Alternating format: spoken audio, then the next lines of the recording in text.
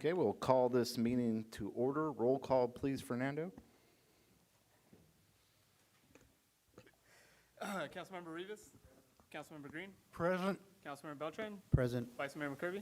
Present. Mayor Meister. Present. Oral communication. This is an opportunity to address the city council on any matter scheduled for closed session. Unless additional time is authorized by the council, each speaker shall be limited to 3 minutes. Does anyone want to come forward at this time?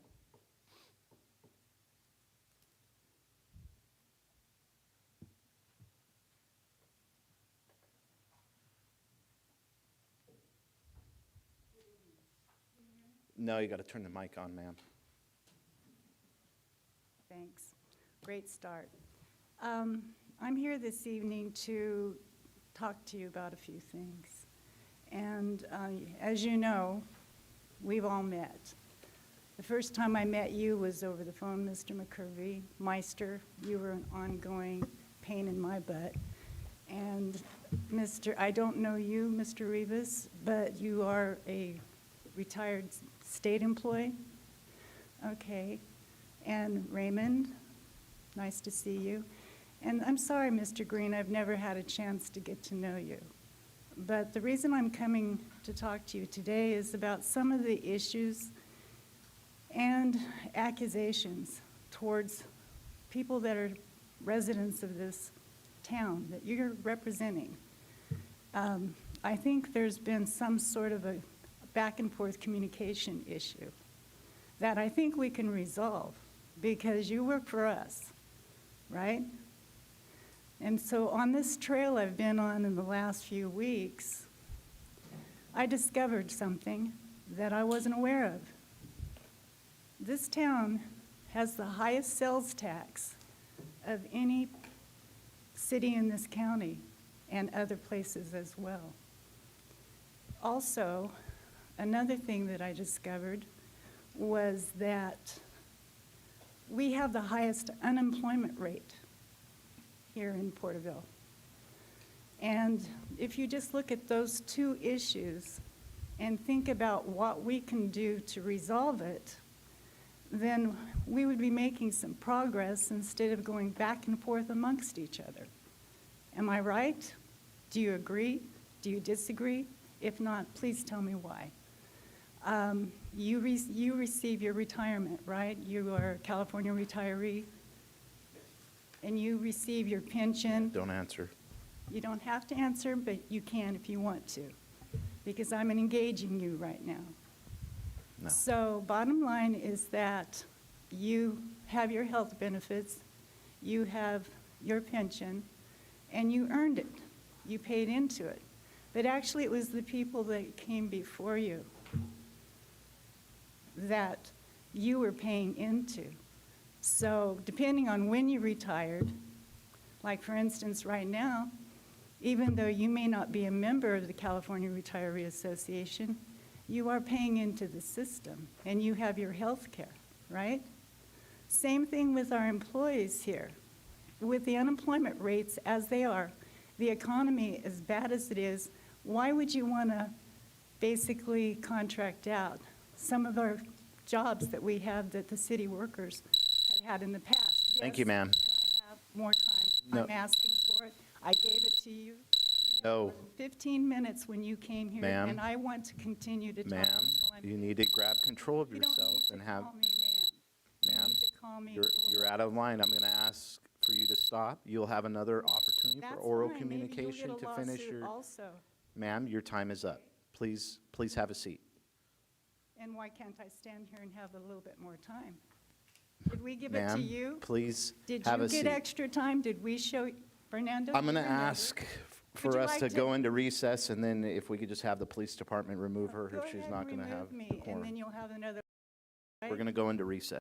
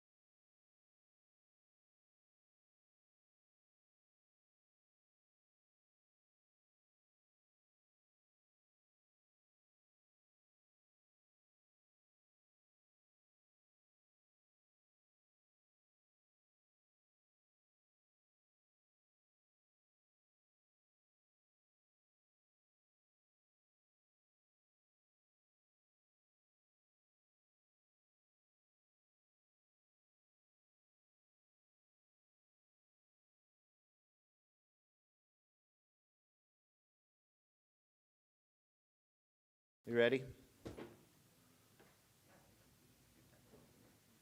She vacated the premises, huh? Okay, we'll be back in, bringing back the meeting back into order. You know, before closed session, council comments are meant to talk about what is going to be in closed session. I always respect the First Amendment right to say what you feel the need to, and so I respect that, but there is a time limit because the city still has business to do. With that, is there anyone else that'd like to say anything? Todd, sorry, address on file. I promise this is about closed session. So the items ahead of you, there's a couple of items you guys are going to be negotiating on. I guess my concern is more of process and maybe an opportunity for the council to maybe reassure the public. There are people we're going to be negotiating with. These are somebody that's been known to the council. This is somebody that's publicly been supporting certain council members. So how does the city know that, how do the people know that that's going to be an honest and fair negotiation? That's the biggest concern. And secondly, it looks like, yeah, I guess you guys can't say much other than that. That's just my only concern is maybe sharing with the public if you can, not necessarily what you're doing at closed session, but how maybe later on during the council comments, an education session on how you go about keeping personal alliances or friendships aside when you negotiate for the business and protect taxpayers' dollars. Thanks for your time, gentlemen. Thank you, Mr. Saleh. Is there anyone else?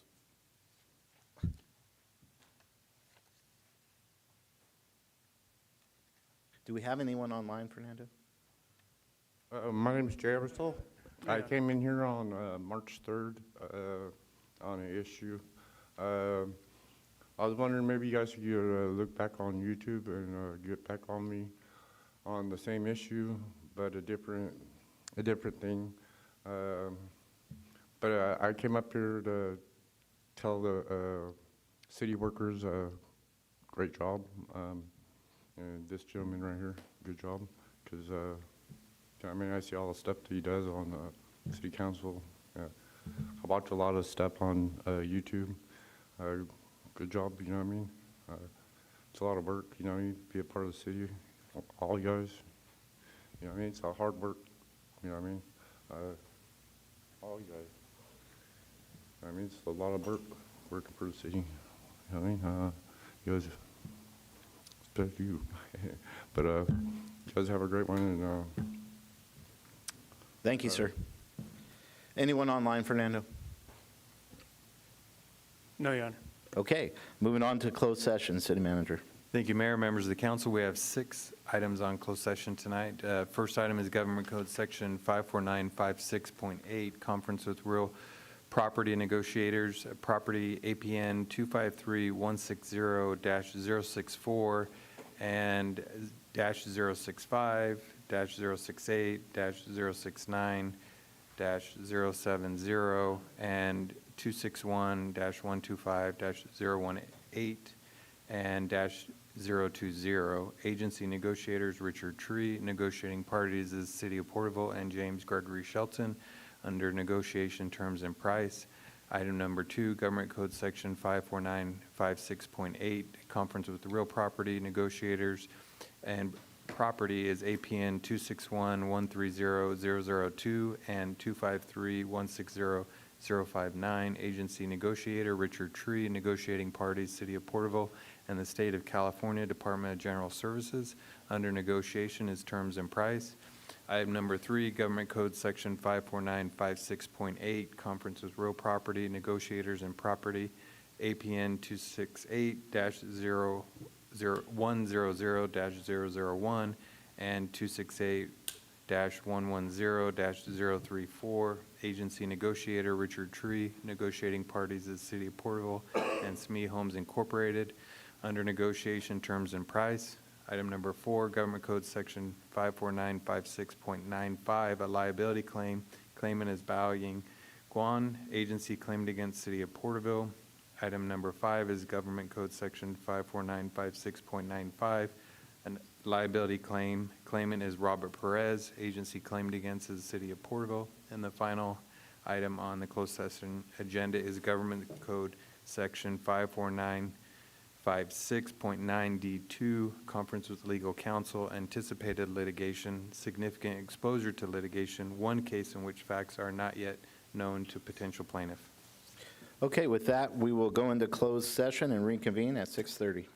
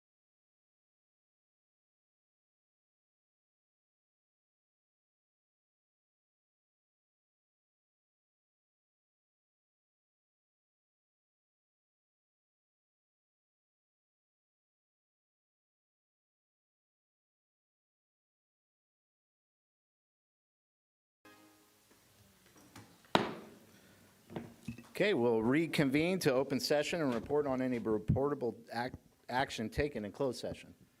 Yes, we have reportable action for item number 4. The council voted 5-0 to reject the claim of Bao Ying Guan. And for item number 5, the council voted 5-0 to reject the claim of Robert Perez. And that's the end of reportable action. Thank you, ma'am. Okay, I'll ask you all to stand for the Pledge of Allegiance led by Councilmember Green, and then please remain standing for invocation if someone would like to give one.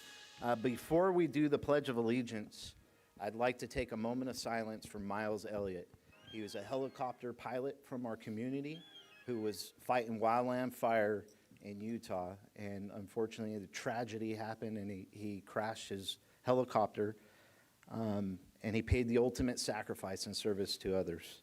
And there is no greater love than to give one's life in service to others. And so we want to honor Miles by a moment of silence.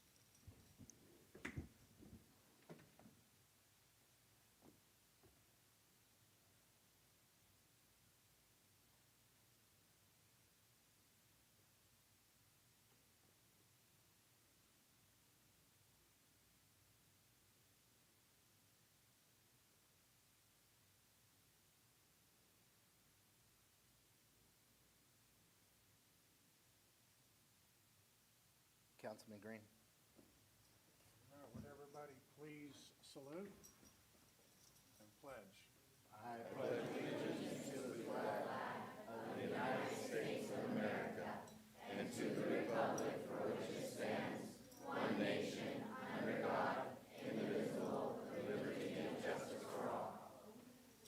Great job, kids. I could hear every one of you.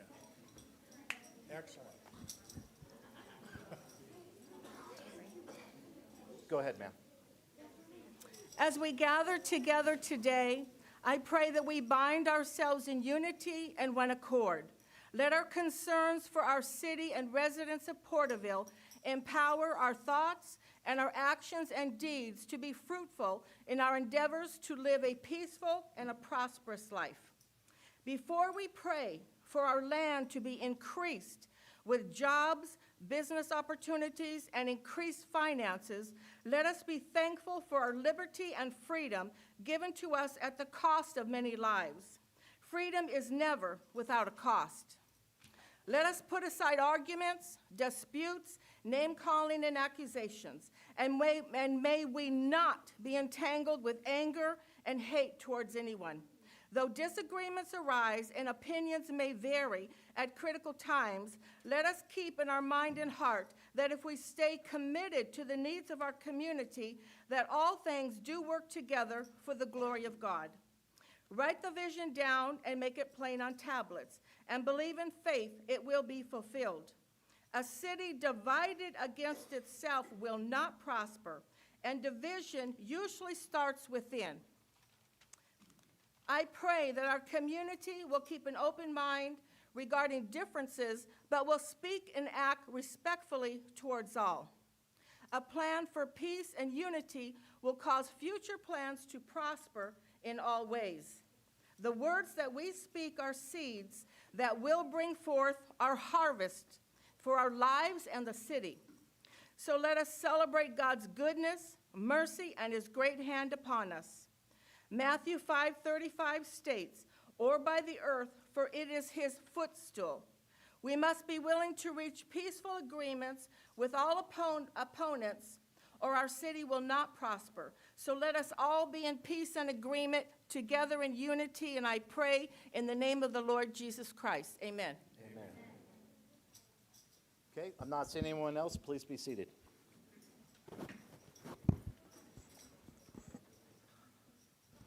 Okay, we're going to go into council comments, and I'll go ahead and lead tonight with those comments. And just to finish up with Miles Elliott, he was a father of Truxton, fiance to Brianna Grove, and a pillar in our community. He did photography, took pictures of baseball, football, and was also a board member of the Porterville Little League and a board member of our airport committee. And was just an outstanding gentleman. And so our community lost a great man I want to sincerely just thank our Porterville Fire Department, Chief Cogburn, and his command staff, Porterville Police Department, Chief Rader and his command staff, and all adjoining agencies like the Tule River Fire Department, the Tulare County Fire Department, the Sheriff's Office, and countless agencies around our county that came together for the procession. I want to thank the community who came out and lined the streets to honor this man because he was a hero.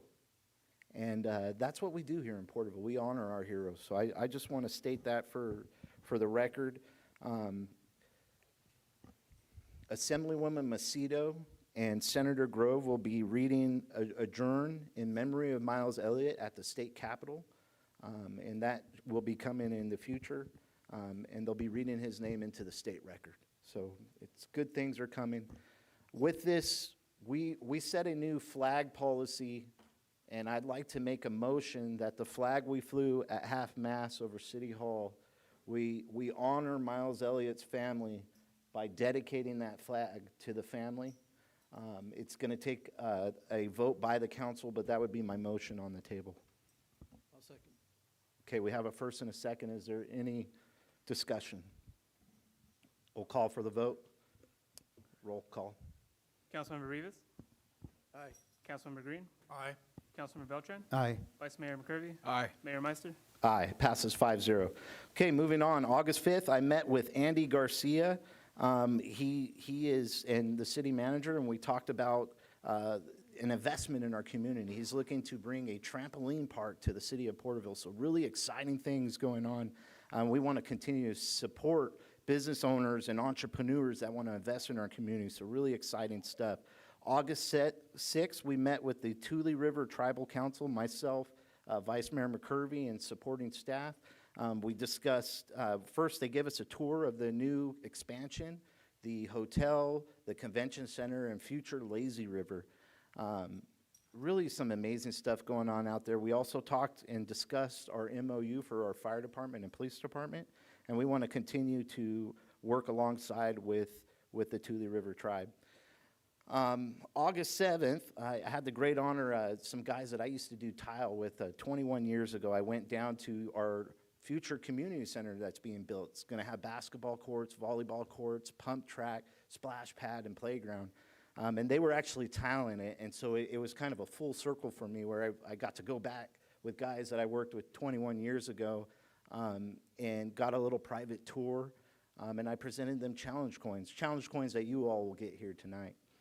I would just suggest to my colleagues, if you would like to go and tour, set up with City Manager Tree and go and take a tour, and it really is a special thing that's going on there, exciting for the future of Porterville. Also, August 7th, I went and met with Johnny Ramirez and the Ville Academy. I presented a proclamation from the city of Porterville for the Ville Academy Day. They had Fresno Pro-Am in on August 7th with the Professional Basketball League at Granite Hills, so it was really exciting to see that. August 8th, I attended CALA event where I was a special guest speaker, and that is California American Latino Association. And my message was clear.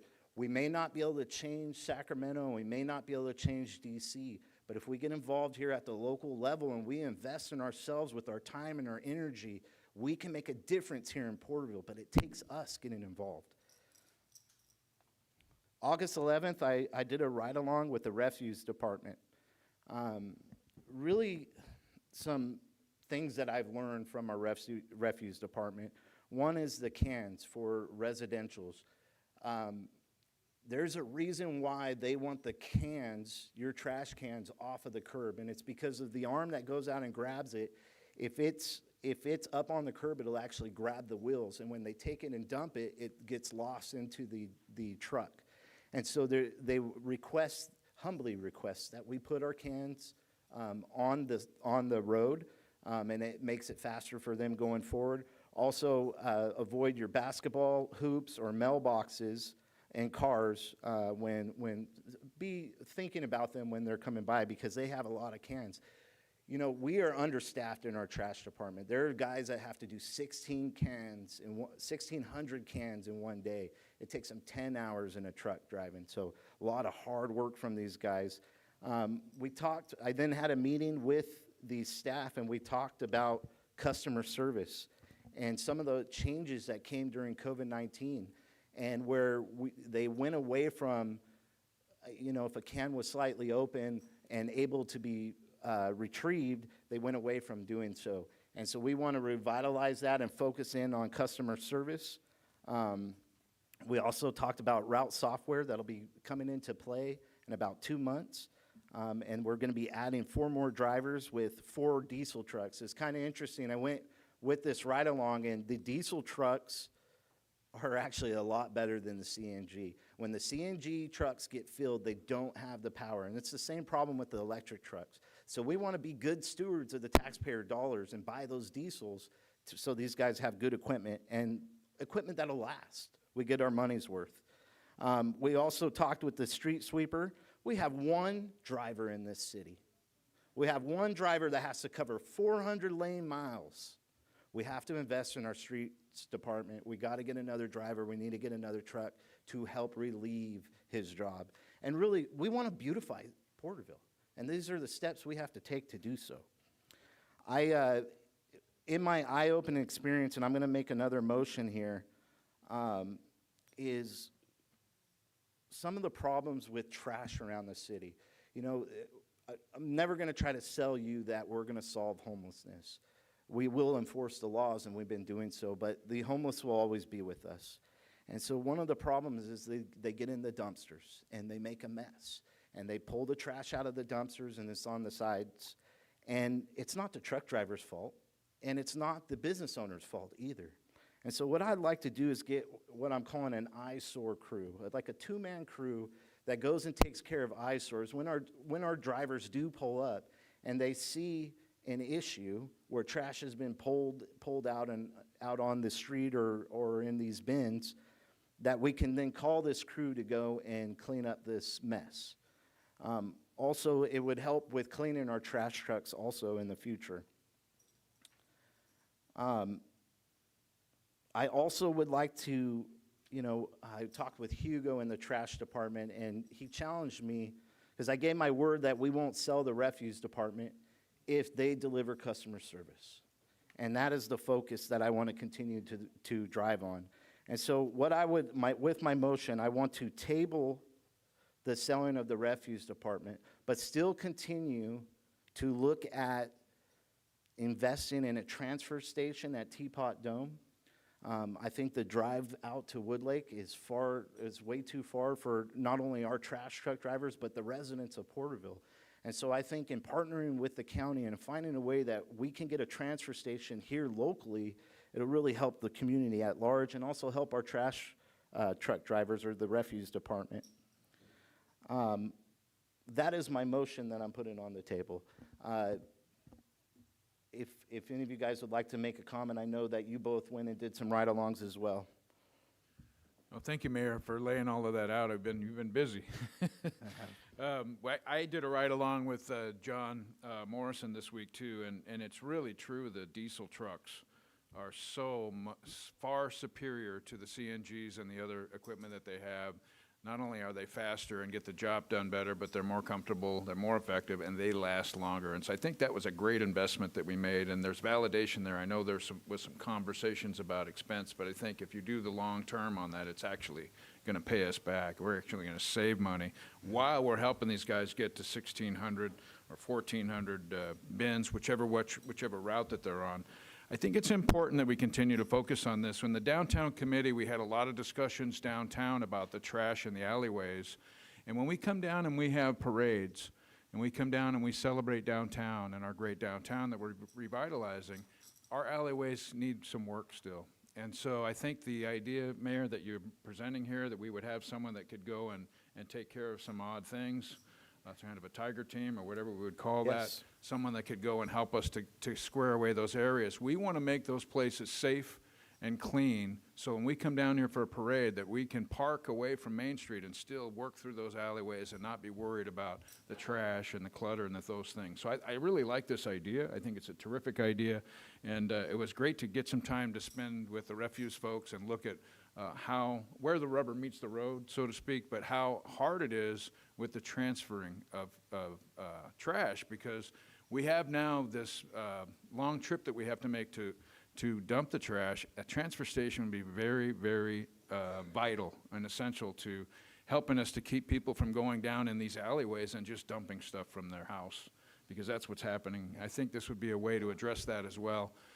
So I think I would second that motion after those comments, Mayor. Okay, we got a first and a second, and I just want to clarify my motion. We're tabling the sale of the refuse, but we're still going forward with researching on a transfer station.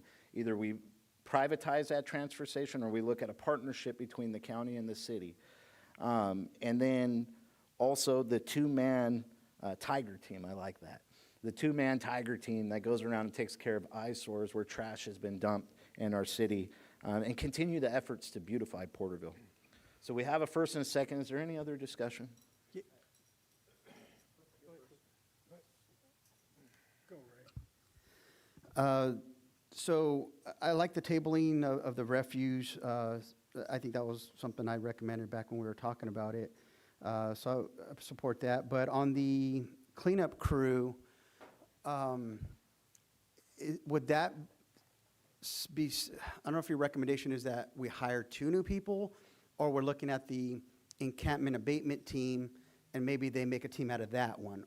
No, I'm talking about out of the refuse enterprise, using refuse enterprise funds to hire two guys and get their own specialty truck that could go around and clean up trash. This is not only with commercial side, but there's also, sometimes the drivers may lose a bin and trash spills in front of a residential house.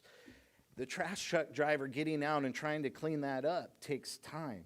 And so if we had a crew that could come and help and clean to keep our trash truck guys going, or refuse truck drivers, then we could continue doing business. Thank you, Mayor. That, just clarifying, thank you for that. That's all I had. Thank you. Okay. Okay, so we have a first and a second. Go ahead, Councilman Rivas. Yes, sir. Yes, I also went on a ride-along with the refuge. And me and Gilbert Cimental, who is the union, I guess, negotiator, we had a good discussion. And it was exciting, and I seen some of the things that they encounter. So during my run with him with the routes, he was explaining a lot of issues that they were having, and I seen it for firsthand view, the issues and dilemmas. And before I get a little too further ahead of myself, I like the suggestions that you made, Mayor, along with you, Mr. Vice Mayor, and thank you for clearing that up, Mr. Beltran, on those two-man tiger crew that you, Mayor, mentioned. So with that, I have some thoughts that I want to bring to the table, if we can, when we table this, on streamlining. And I do not entertain the thought of outsourcing our refuge to outside companies at this time. So I just want to make that clear on my point. So with that, I had a good time. They treated us with all due diligence, respect, and courtesy, and I had a fun time. But they do need help, and we will try to find some things to streamline and make it more resilient for the city of Porterville to have their trash truck picked up on an orderly fashion. So, Thank you, Councilman Rivas. Okay, we have a first and a second. We'll call for the vote. Roll call, please. Councilmember Rivas. Aye. Councilmember Green. Aye. Councilmember Beltran. Aye. Vice Mayor McCurdy. Aye. Mayor Meister. Aye, passes 5-0. Okay, just finishing up here, August 12th, I met with a local concerned citizen, and we talked about asphalt in the city. You know, we've expanded what we're doing here in the city of Porterville. Just 4 years ago, we were doing, I think we did 15 lane miles, and then 5 years ago, we were only doing 5 lane miles of self-performed street maintenance. And so when you do the math, over the last 4 years, we've done 90 lane miles. If you go to the 4 years before I was elected, we only did 30 lane miles. So we made a significant investment in our roads. We are now investing $3 million annually and performing 30 lane miles of self-performed street maintenance. And so that talk came up. Some of the concerns are the asphalt that we're getting. And we need to be testing the asphalt that we get so that we make sure we're getting high-quality asphalt, the asphalt we're paying for. I'm not going to make a motion on that, but I want to thank the concerned citizen. I think it was a good meeting, and they brought some really good points to the meeting. And then the 13th, I met with the Chamber of Commerce, had a really great discussion on the future of Porterville and the relationship with Chamber of Commerce. We talked about Leadership Porterville. We talked about the Christmas parade. We also talked about shop local. Did you know every dollar that's spent locally turns into $3 around our city? And so we want to shop local as much as we can, but we have to reduce regulations. We have to create an environment where businesses want to come and open. With that, we also talked about fraud. You know, we have our senior citizens class. It's happening more and more where individuals are going and making a claim against our senior citizens, and they'll take $10,000, $15,000 from our senior citizens, without them even knowing what's going on. And so, Chief Rader, I'm hoping that we can work with Chamber of Commerce and come up with some kind of presentation that we could get in the Porterville Recorder, get on record, teaching people about how these scam artists are using, they're finding out what your information is, who your children are, and try to educate them to not be handing over these kinds of funds to people. And so that's something that we'll continue to talk about, but it was a great conversation with the Chamber of Commerce. And then yesterday, I met at PDC with Dr. John O'Keefe and supporting staff. It was the city manager and vice mayor was with me.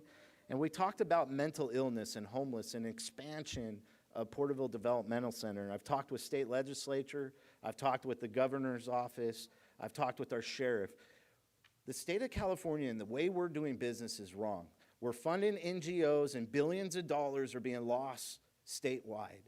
And we need to bring it back in-house and start investing into facilities like PDC to address the homeless and the mental illness that are on our streets every day. And so this approach is bottom pressure, and we're creating top pressure.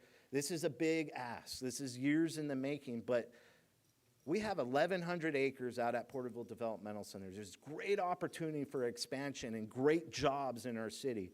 And talking with Dr. O'Keefe, he pointed out that there are a lot of jobs currently vacant at Porterville Developmental Center. So if you have a family member or you are looking for a job, go and research and look into it and see what kind of opportunities there may be for yourself.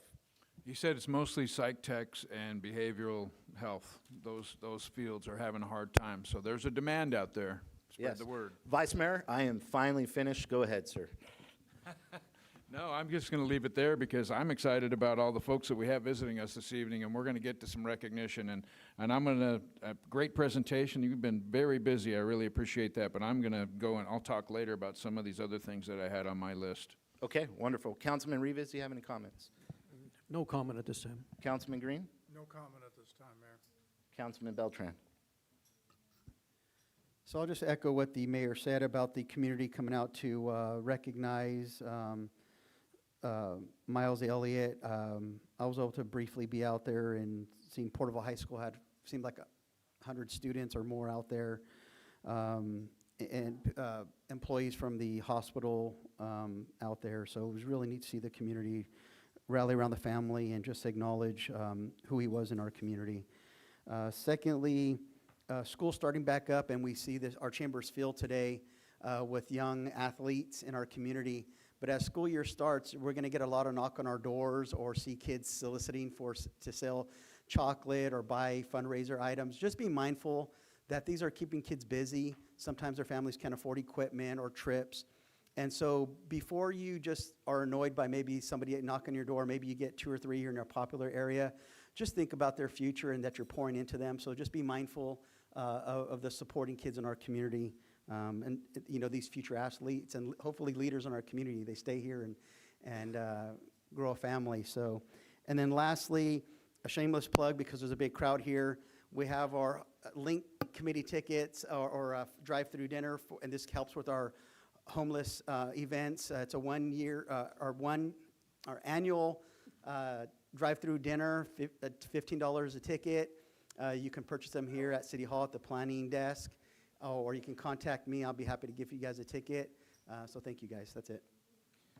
Okay, with that, we'll move on to our presentation. And is the coach in the room? Where? Devin, come up, bring all the kids up.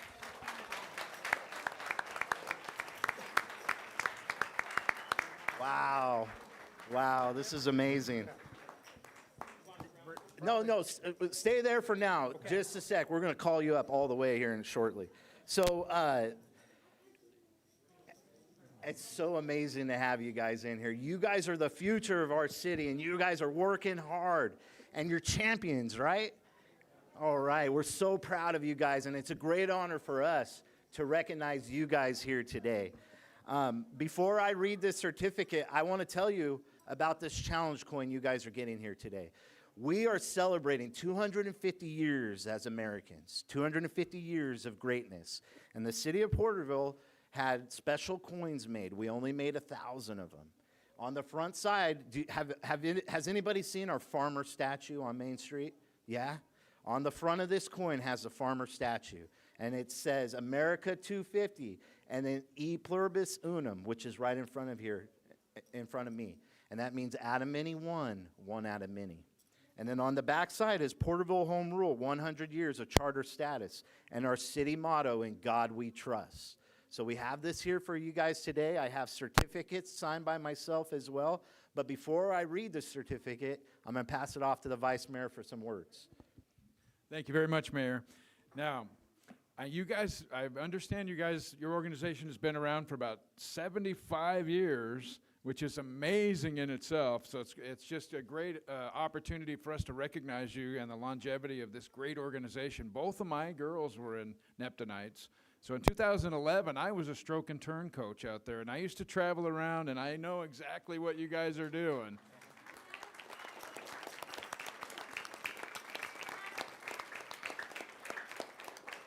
It's just amazing as individuals and as team members how you guys will go out, and I experienced it firsthand, and you would travel to other cities together, eat together, swim together, do so many things together. It's like a big family. And so I just wanted to say thank you so much for all that you guys do all the time over those 75 years. But I would like to give Evan a few minutes to talk about maybe some accomplishments that are so important this year. And then you can take it away from me, Evan, and then maybe we'll close it out and do a picture. Vice Mayor, before Evan speaks, can we give other colleagues Sure, an opportunity absolutely. to say, Councilman Rivas, do you have any comments? Yes, sir. Hey, I just want to say thank you for what you do. My grandkids used to be with your guys for about 3 years. And I remember those evenings, those hot days and hot evenings and all over the place. And seeing you guys compete was an amazing thing to watch. And I just want to say thank you. Thank you for your accomplishments. Thank you for your tenacity and focusing on your vision. So thank you, Coach, and all you guys. Thank you very much. Thank you. Councilman Green, do you have any comments? I think, if I'm not mistaken, the mayor mentioned to me that in your 75-year history, this is only the second time that they have won the gold medal. Outstanding, so to speak. yes. And that's great. And I tell you, I know how great you kids must be, because when we were doing the Pledge of Allegiance, I could hear every one of you. I mean, I applaud you kids for being patriots. Keep up the good work, and you guys probably like, where do you go from here? Because I don't really know much about the Neptunites. Is there different, like in Little League, you got? Well, I bet Age Coach group? Evan's going to tell us everything right Okay, now. that's I'll why I'm explain in asking. just a few minutes. Councilman Beltran? Yeah, congratulations to all of you. Well done. You guys are getting all the attention. You guys got the medals, but give your parents a hand too for all the time that they're with you guys.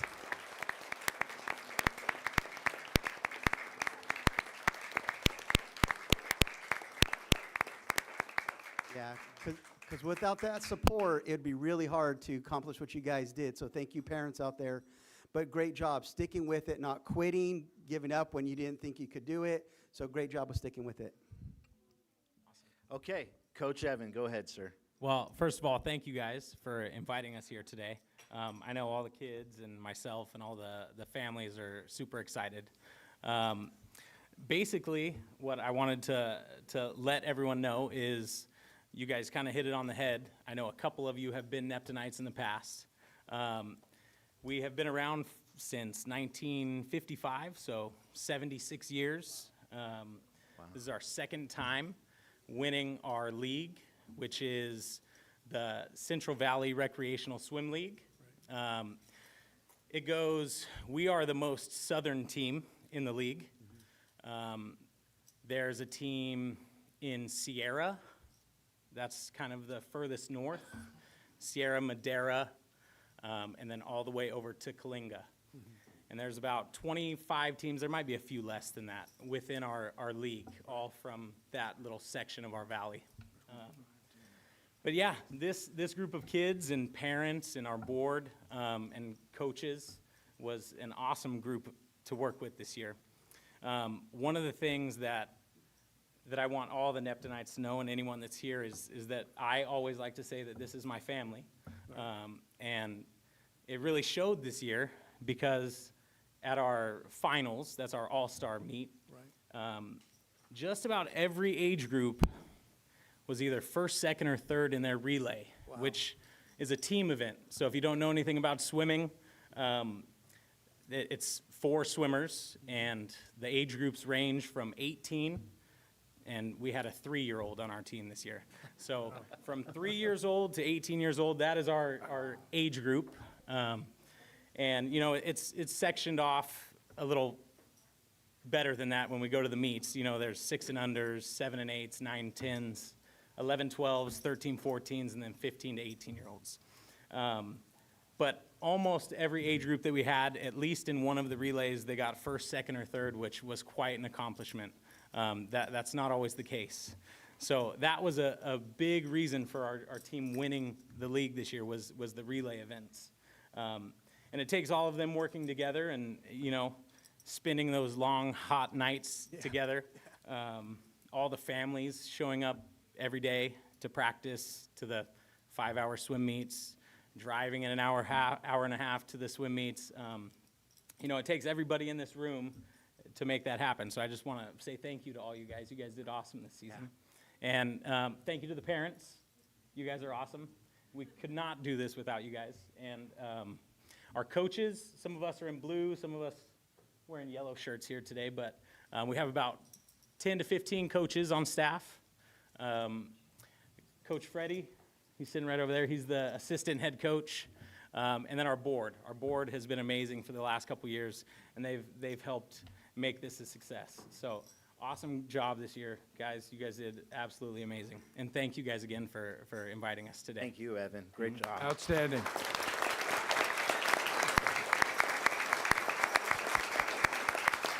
Okay. So we have certificates. I'm going to read one, and I didn't pick this one. Is Grant Aguilar here? Yeah, Grant. All right, Grant, this is your certificate. Wait, just wait there. I'm going to read yours. All of yours read the same way, okay? Grant Aguilar, in recognition of winning the 2026 Central Valley Recreational Swim League as a member of the Porterville Neptunites recreational swim team, this exceptional achievement reflects the team's dedication, discipline, and commitment to excellence, bringing honor to the city of Porterville and setting a standard of achievement for future generations. The city council commends you and your teammates for your hard work, sportsmanship, and outstanding representation of the community by the city of Porterville on August 18, 2026, signed by myself, Mayor Greg Meister. So congratulations to all of you.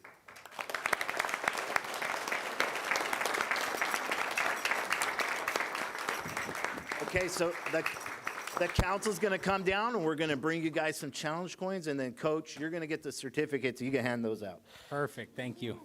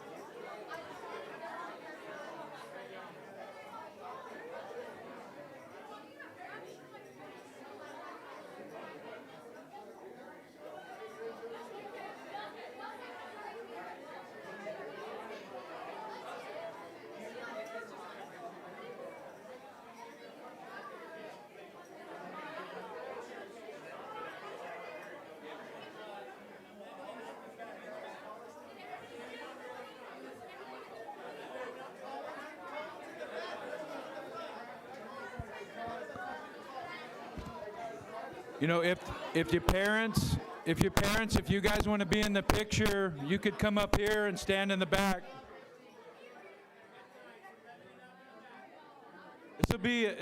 Yeah, don't be shy. Come on up.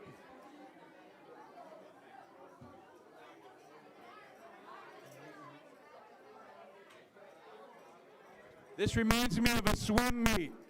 All right. Control chaos. Control chaos.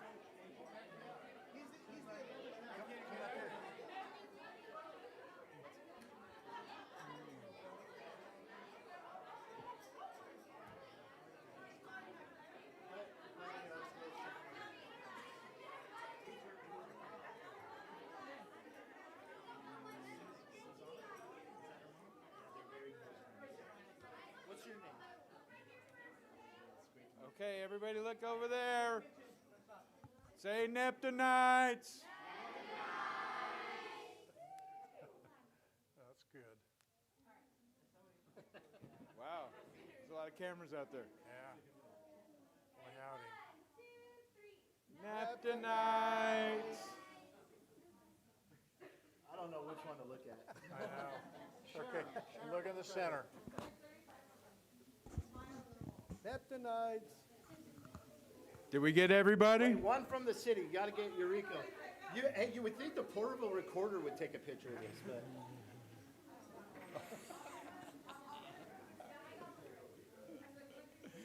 She can send one to the recorder, can't she? Thank you guys for everything. Thank you. No. I remember those days with the All right, spans and great job, whiskers and Neptunites. Great job. All right, outstanding. Future leaders. Did everybody get You're a very coin? welcome. You guys take care. Keep working hard. Oh, thank you, sir. Thank you. Evan, great job. Thanks for everything. Great job. Thank you. Thank you. Hey, Coach, if anybody, you've got some extra coins. Do you have enough? Yeah, but I've got extra here. If not, reach back out to us and we'll make sure we get them, okay? Don't leave any kids out. Thank you. It was fun. The biggest one yet.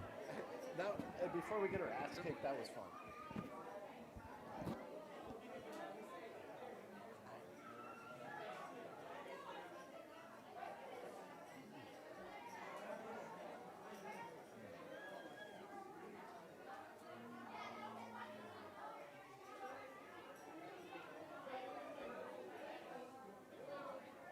Great job, man. Shoot, right back at you. That was fun.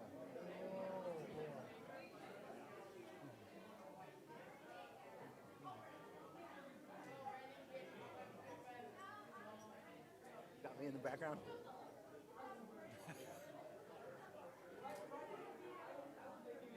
Great job. Great job.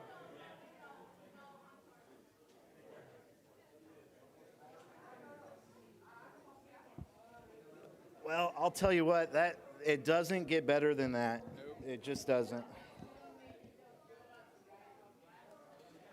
It really is a great privilege to honor these kids and the hard work they do.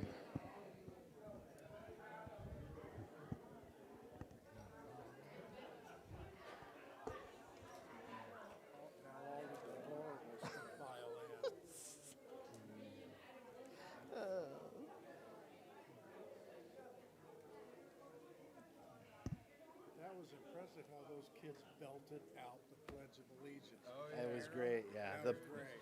Yeah, the Pledge of Allegiance was awesome, no doubt. A good team. 3-year-old? Okay, we're going to move on to oral communication.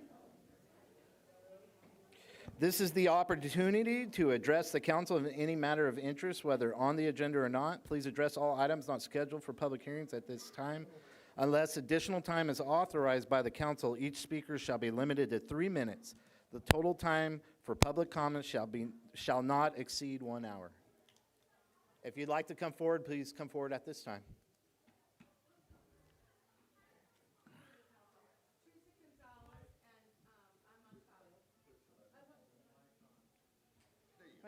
Okay, Teresa Gonzalez, I'm on file. I want to bring to your attention the street light on West Olive and Porter. If you are on Olive and you're traveling east, the red, the yellow, and the green are so faded, and it's been that way for quite some time that you cannot see. So that's a big issue. It's been that way for quite some time, and I just want to bring that up to you. Thank you, ma'am. Thank you.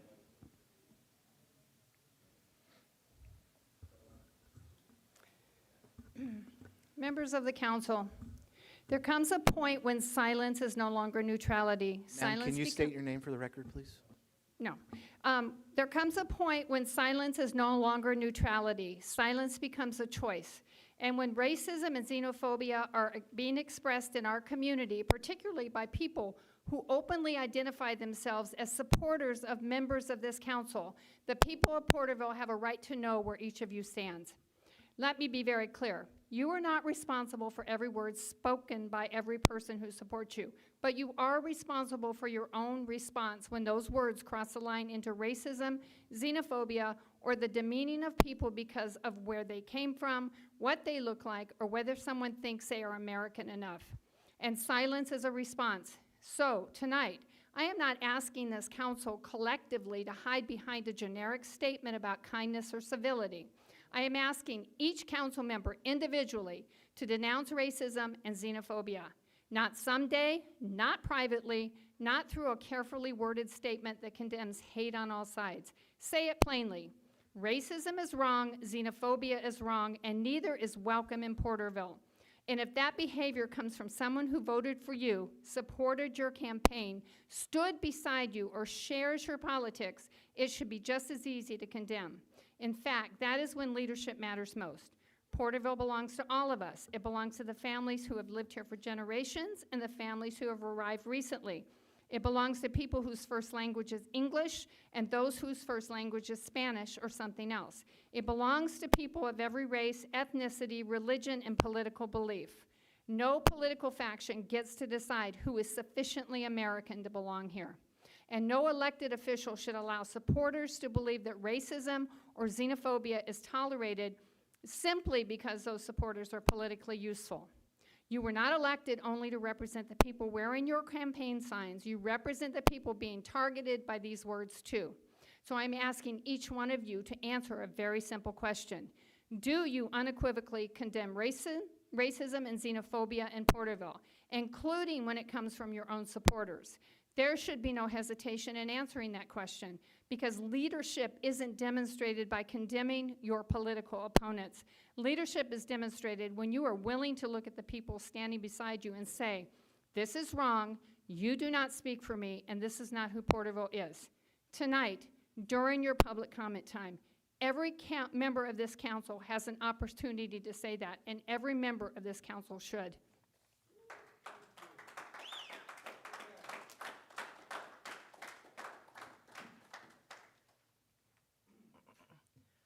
Good afternoon. My name is Gavin Lambrina Blackwell, and I am here on my third attempt to convince the Porterville City Council to disband the contract with Flock. In October 4th, 2025, a woman in Florida named Lindsay Brooke Isaacs discovered that her car was flagged in a hit and run that involved the deaths of 3 people. She spent 13 years in jail, facing 8 felony charges. And they were barely able to say that they didn't have enough evidence to convict her. What is this? Guilty until proven innocent? Are we seriously going to continue to use Flock when they have demonstrated that they have demonstrated that they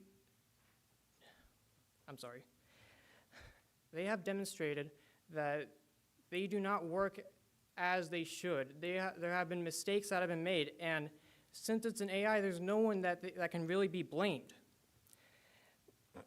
The decision for surveillance should be up to the people, for it is them who lose their privacy. Another thing I want to bring up, there is a crosswalk that is currently not in use on Morton, and it connects a trail that is paved. One night I I was right there. I wasn't going to cross, but someone stopped for me, and I decided, hey, they're being nice. I'm going to cross. And so I have my phone out since it's dark, and I have the light on, shining it so people can see me. I walk past the first car, and I hear the screech of tires. I look to my right, and it's a police officer. Personally, I don't have any quarrels with the police. I just wish maybe they would take better care, because there are a lot of people, a lot of kids who like to bike at night, and it's pretty much the culture nowadays for them. And so what if there was a kid who was biking, being dumb, and the officer hit him? My last and final thing to address, there is a crosswalk on Main and Henderson. It's right next to the old statue. I am not a slow walker. I press the thing to get the sign and be able to walk, and I can't make it. What if someone elderly was there and they tried to cross? What if they couldn't and it stopped right there and there were people honking at them? I mean, please look into that. And for the crosswalk that doesn't work on Morton, at least put up a sign that says it's not in use so that people don't accidentally use it. Thank you for your time. Thank you, Mr. Morton.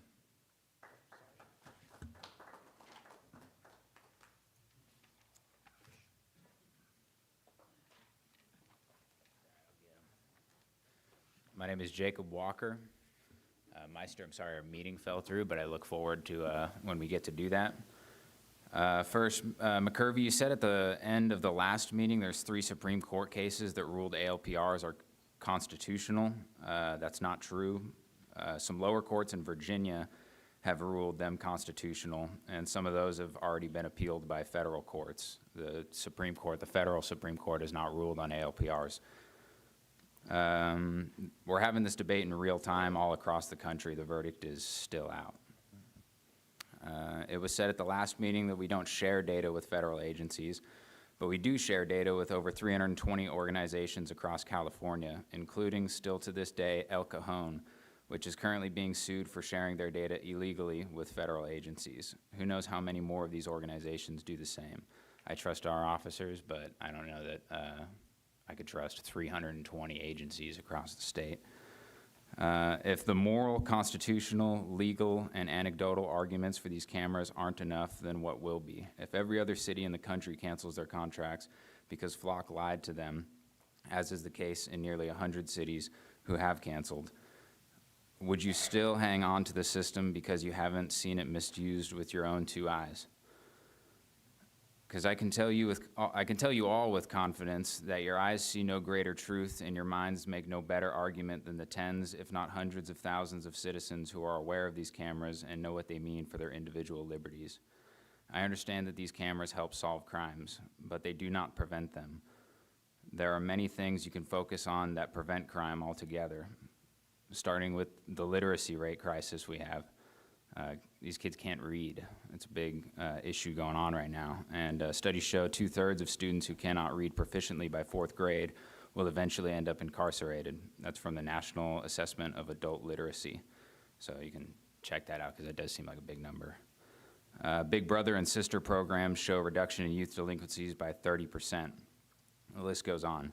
All of these things not only benefit us because we are safer as a result, but they lead to huge economic productivity results.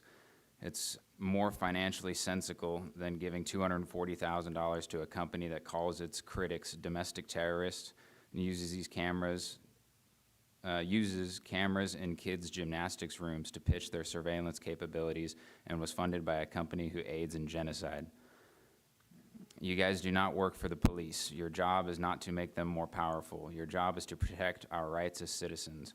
We are not governed by the demands and wants of the executive branch. We govern ourselves through you, our elected officials, with the explicit purpose of maintaining our inalienable rights to life, liberty, and the pursuit of happiness, which last I checked does not involve using your power to aid in the fortification of an ever-growing, ever more militarized police surveillance state whose foundations are built upon technologies that undermine our liberties brick by brick.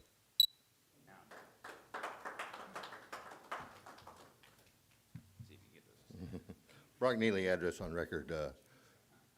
Mr. Meister, I'd recommend that you pull your latest Mission Impossible video off your Facebook page unless you can show that you actually have contacted Sony USA, got the rights to use the Mission Impossible theme, and also have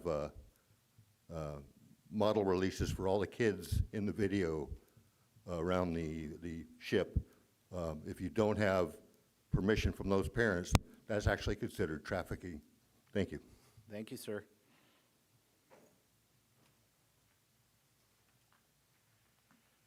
And I will say my name. It's David Horowitz. So it's kind of interesting that one of the people that came up here talked about racism and said that if there's anybody on the council whose people are being racist, they should deny them and give them a hard time and not want them to be part of their group anymore. So if this be the case, I have a question.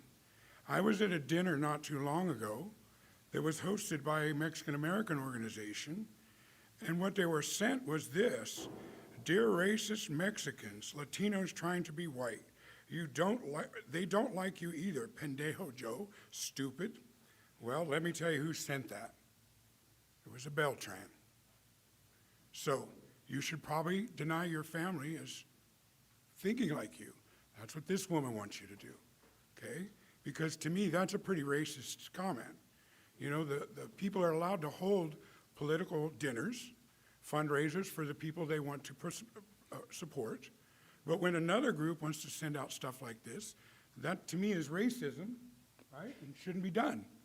Now, another thing, as far as racism goes, and it was interesting of who was complaining about the racism, because I was here 2 weeks ago talking about the fact that I keep getting berated because I'm Jewish. I'm getting a little tired of it. The funniest part about it, which wasn't funny at all, and I noticed the pink-haired lady's not here tonight, but or purple, pink, whatever, she's crazy. I'm standing out in the foyer talking to Greg Sheldon, and this purple-haired lady comes and starts berating me for being Jewish and cussing me out after I just talked about why are we doing this? So if you want to talk about racism, maybe you should talk with your own people about the racism that they're putting forward. Because Please address us, Mr. Horowitz. we're getting tired of it. I'm getting tired of it. I don't need to be berated because of the way I was born. I was born Jewish. I can't change that. I don't want to change that, and I'm not going to change that. But I'm getting tired of being berated because I'm Jewish. So maybe the people on the left might want to try and be a little more civilized. If they want to have discussions, that's what we're all about, discussions. But to berate people for no reason, for being a Mexican that's in favor of certain Republicans, that's wrong. To berate me because I was born a Jew, that's wrong. So if you want to start in your own house. Thank you, Mr. Horowitz.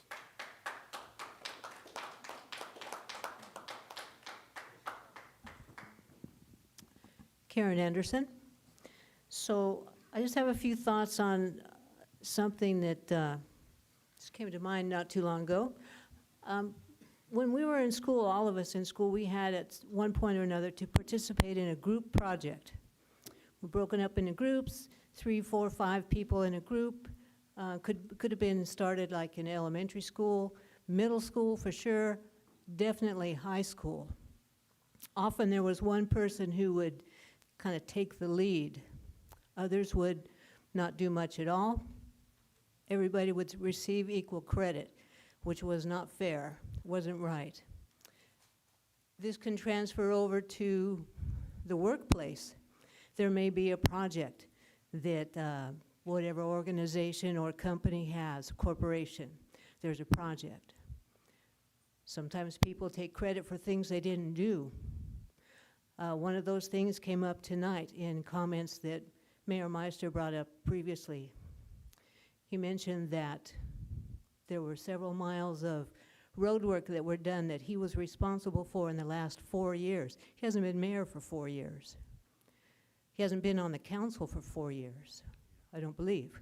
Maybe 2 years as a city council member and then 2 as mayor. But for him to take credit for all of the road work that's been done in the last 4 years is like a student or a person in a company that takes credit for the project that was started before they even came into position of power. Sometimes plagiarism comes up. That's another thing. This can result in unwarranted praise, unwarranted attention. It's not fair, it's not right. Sooner or later, the light comes on, the light is shown, things are exposed, the truth will eventually come out.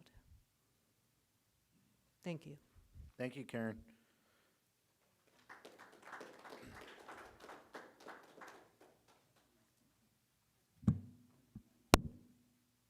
Yes, I heard your opening speeches. You spent all of 2 hours with the driver and had an eye-opening experience. Well, that's an experience you should have had long before you decided to try and outsource their jobs. It would have saved a whole lot of grief. And when you were done with your little joyride, Mr. Meister, you didn't join their safety meeting. There was no safety meeting. There was a meeting which purposely excluded their superintendent and director that you and Mr. Tree arranged, where you told them you were going to speak first and they could ask questions later. You want better customer service. You want cleaner trucks. You want them to pick up the overloaded cans and then get out and pick up the mess that's left. You want them to go ahead and work overtime to complete these tasks, because Lord knows these guys have nothing better to do than clean up messes that they didn't make. Lord knows the director has better things to do than retrieve an oversized TV box that someone was too lazy to haul a mile down the road to the recycling center. We also don't need to wait for the county, nor do we need to partner with the county to reopen Teapot Dome landfill. We have a transfer station at the Corp Yard that's fully permitted for up to 500 tons. Trash, green waste, recycling. And if you have questions about it, Mr. Rivas, feel free to contact me. I'll let you know. You then went so far as to tell them they needed to ask for a 401k plan during their next negotiation because PERS is so bad. And then you had the nerve to suggest that maybe their female superintendent was a diversity hire.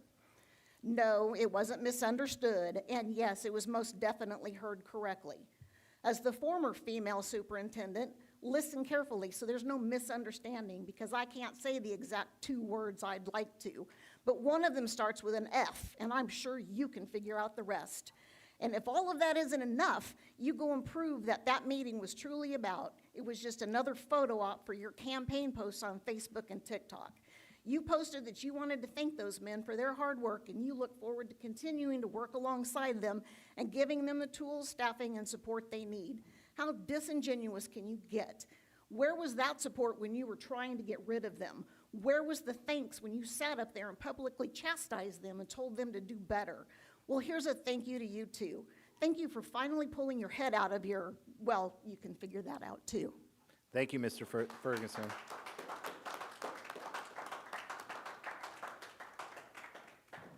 Steve Kimbrell, been here before. What I want to do is address the flock stuff. We have people up here at this podium lie to you about the company. One, it was founded in 2017. So some of the dates and some of the stuff they give you is just made up. So what I would like you guys to do to kind of stop it is have the police chief bring in the person that's responsible for the searches and tell you how it's used in this town. That will help a lot. That will educate you and the citizenry of what this tool does for the city, and not just rumors and what people read on the web. Thank you. Thank you, sir.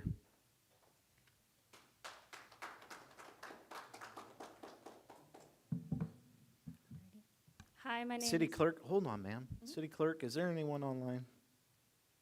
No, Your Honor. Okay, go ahead, ma'am. Alrighty. Hi, my name is Calista Walker. My apologies if my voice is a little shaky. Don't love public speaking, but I'm here today as a proud member of Porterville. I love being a constituent here. I love working here, and I think that what makes Porterville so different is we have a strong sense of community and we work hard, and I think that AI defeats the purpose of that. And you guys have heard it. I have a whole thing written down of why Flock AI is bad. Even our AI posters, I think that we have such a community of small business owners, creators, artists. We could be using them, but we should also be using our own skills and our own power rather than AI surveillance. But I'm actually going to forego what I wrote.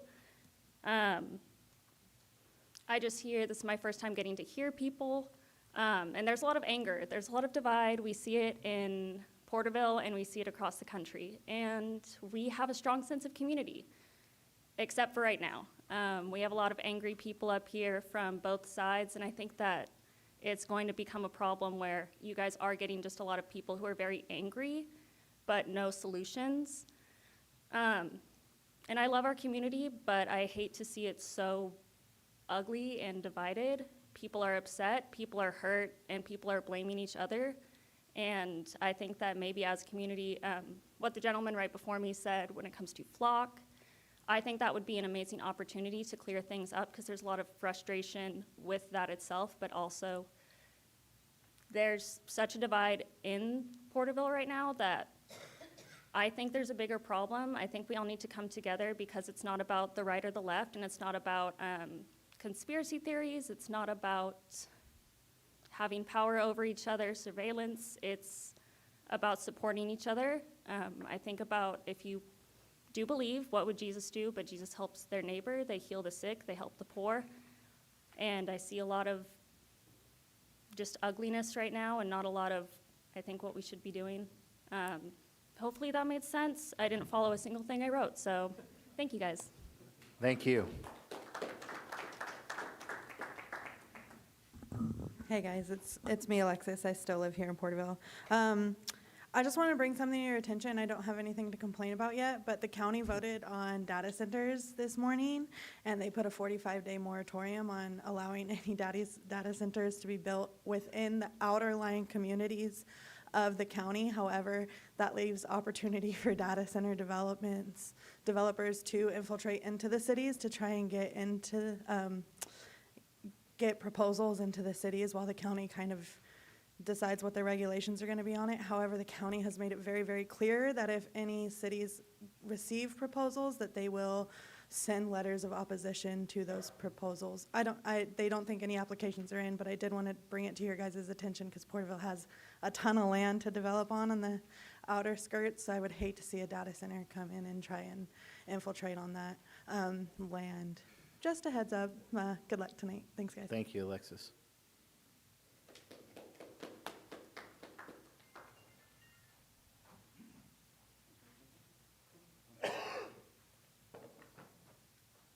Hello, gentlemen. Taha Saleh, address on file. I want to talk about some items on the agenda. Item number 1, I see the accent standards. Looks like promising technology. I like the idea of early intervention and accountability side of it. I guess my question is, and this is probably that could be solved, because I do read the agendas, and sometimes there's a little bit left to be had as far as information.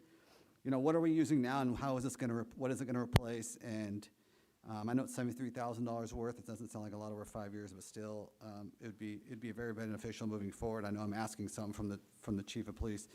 Just more information on what's going on with this on the agenda item. Number 6, tort reform. I know there's an ask for us to join that. I had the opportunity of doing a risk management academy, so that one caught my eye. My understanding is this is trying to limit liability on cities for things that happen.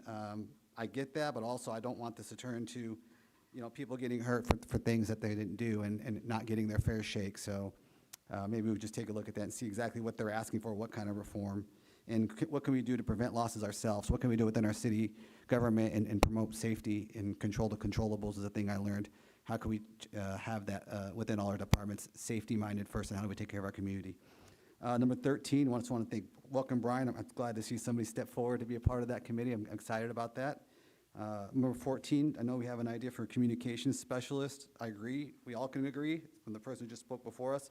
We can do a better job of communicating, but this is another permanent position. And, what's the real cost and benefits and the retirement package? And this, I read in the report, this is somebody that's going to go through all departments. I know some departments already have their PR people, so will that person be gone? Are we consolidating? I know the city manager at one time talked about an app. The issue with the app was cost, but now this is a whole person, so that's a lot more. So just thinking about that with our budget situation. And lastly, number 19, this one really hits home, and that's where I dropped off my letter. A year ago, I had a situation where I had a significant leak. I figured it out. I came to the city, asked for not reimbursement for the water, but for the sewer rate, because my water went into the ground, not into the sewer. Unfortunately, I got rejected. So I'm trying to figure out what changed. Like, what was a sudden change of heart that now we're going to do this program? It's coming out of the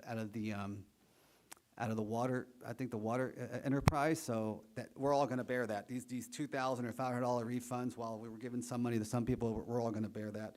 And lastly, I'm really excited that we finally tabled the RFQ, but I would challenge you to go further and just kill it. We don't need to do it. If we're going to support these people and we're going to commit it to that, I feel like tabling is like, all right, it's like an ultimatum, and I don't think that's how you run a city organization or business, by giving ultimatums. So thank you for your time, and have a great evening, gentlemen. Thank you, Mr. Saleh.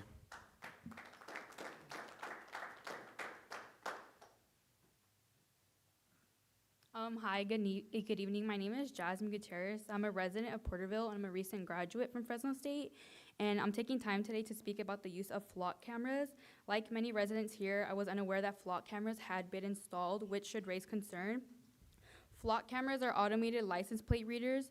Flock cameras take pictures of any vehicle passing by with the driver unaware, raising concerns about our civil liberties. Flock cameras collect information like the make, model, and license plate of an individual's car, as well as one's daily movements. Data collected from flock cameras is a contributor to a national network of surveillance tools. This information is collected and shared without a warrant. Law enforcement agencies with working flock contracts are allowed to access this data under their own discretion.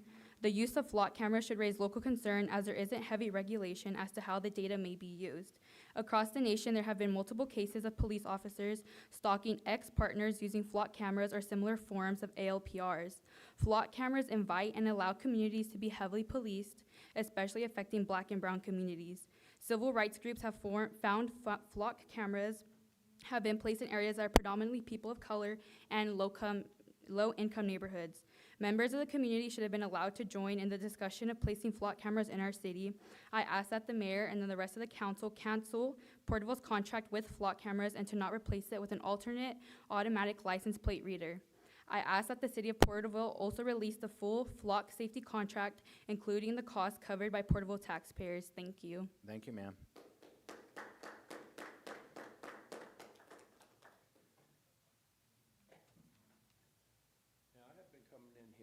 For 2 years or more, and you hear people coming up here talking about racism. The first time I saw racism face to face, being a black man. Could you state your name for the record? No, I'm not going to state my name.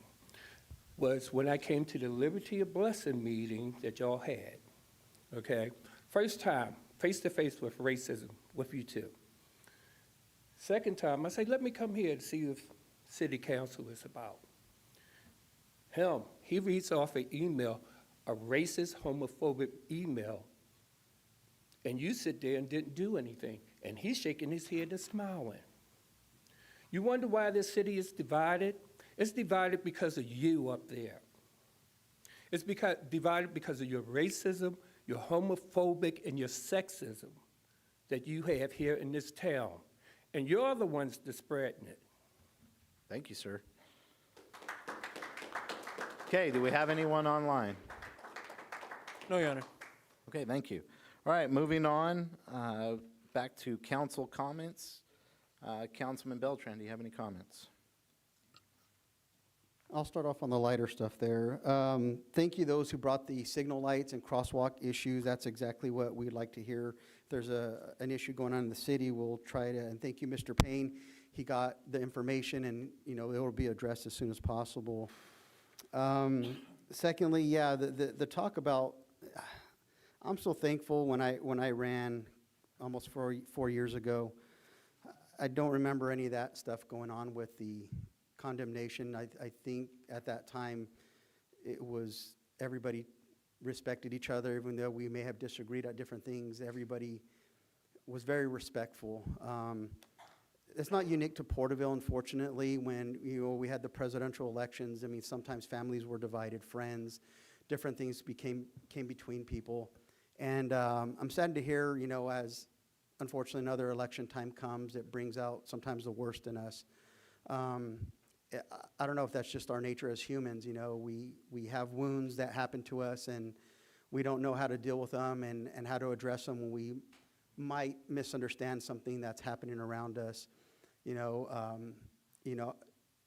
do a lot of research on our community, And I know most people probably know at one point the KKK marched down Main Street. That's how much of alive and well it was in our community. I believe it may have happened also in the 80s. My wife works in real estate. You know, there were some homes when they were looking at the deeds, Hispanics weren't allowed to own homes in Porterville at one point. Even soccer was not allowed in the area. Believe it or not, how interesting, soccer wasn't allowed. They had to, go to the county, I believe, to approve them to be able to play soccer. So unfortunately, there's some deep-rooted, you know, like I said, wounds, hate, different things that happen to people. I'm sorry to hear my last name attached to something that may have been said. It's unfortunate. I'm sure there's times in anger that I feel something, but I try to make sure when I do address somebody, I try not to do that. Doesn't mean I'm without fault. There might be something I said to somebody 20 years ago. But no, I would condemn any hateful speech, any hate in the heart. There's times when I get angry with things that I see or hear, but I just pray on it, meditate, and just say, you know what? Who am I going to represent? What am I going to look like when I'm, you know, representing my family? And so I will condemn anything that's said negatively about other people. We may not agree with them. We may not like what's happening, but there's a better way to do it. Do it with better speech, with love, and better ideas. That will ultimately win out. So I'm sorry people are going through that, whether it's people stepping up to be leaders in the community or in the private lives. There's no place in that. You know, we're not going to grow as a society. You know, we see war, we see a lot of these different things that come from ultimately hate. And whether it's in the national level, world level, or just here in our own backyard, let's just do better. Thank you, Councilman Beltran. Councilman Green, do you have any comments? About the only thing I'd like to say is about the tribalism or polarization of the community. Well, it's not just the community. Thank you.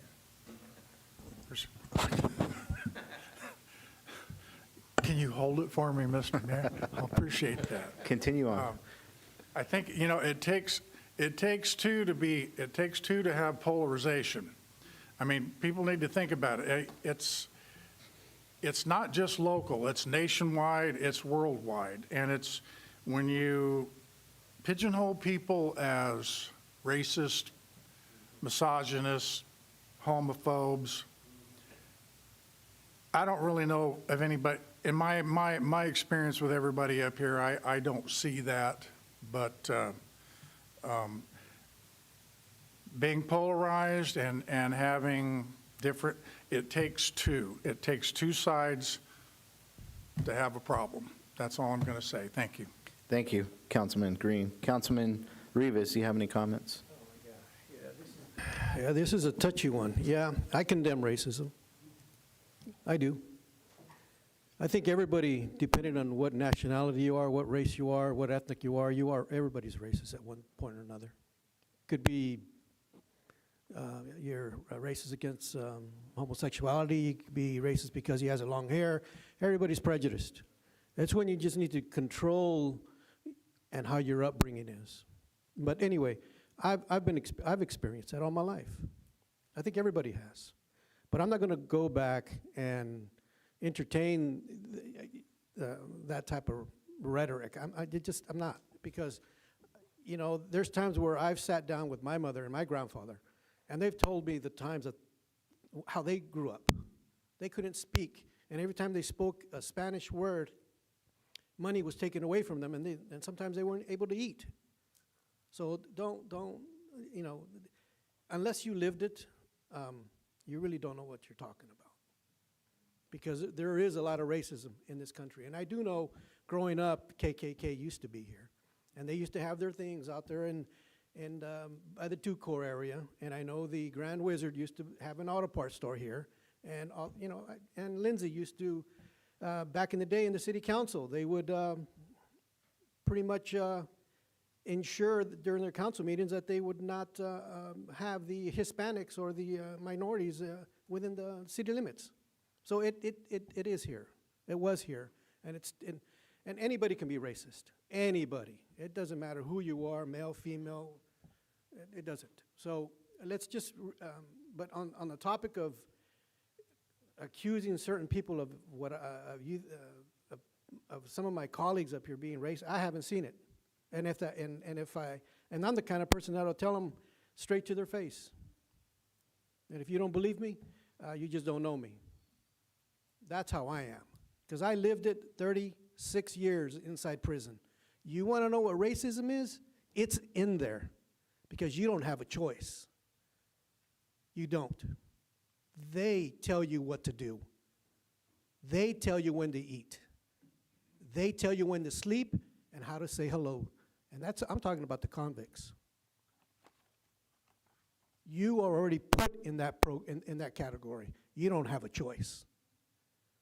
Racism is a cesspool in there. A lot of hatred, a lot of evilness, and a lot of predators. It's the worst of the worst.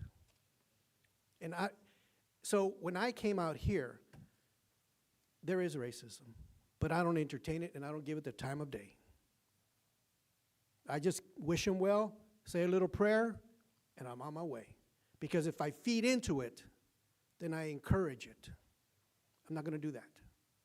And I know these colleagues, their faith, religion, man, all of them, all the way down to Mr. Beltran.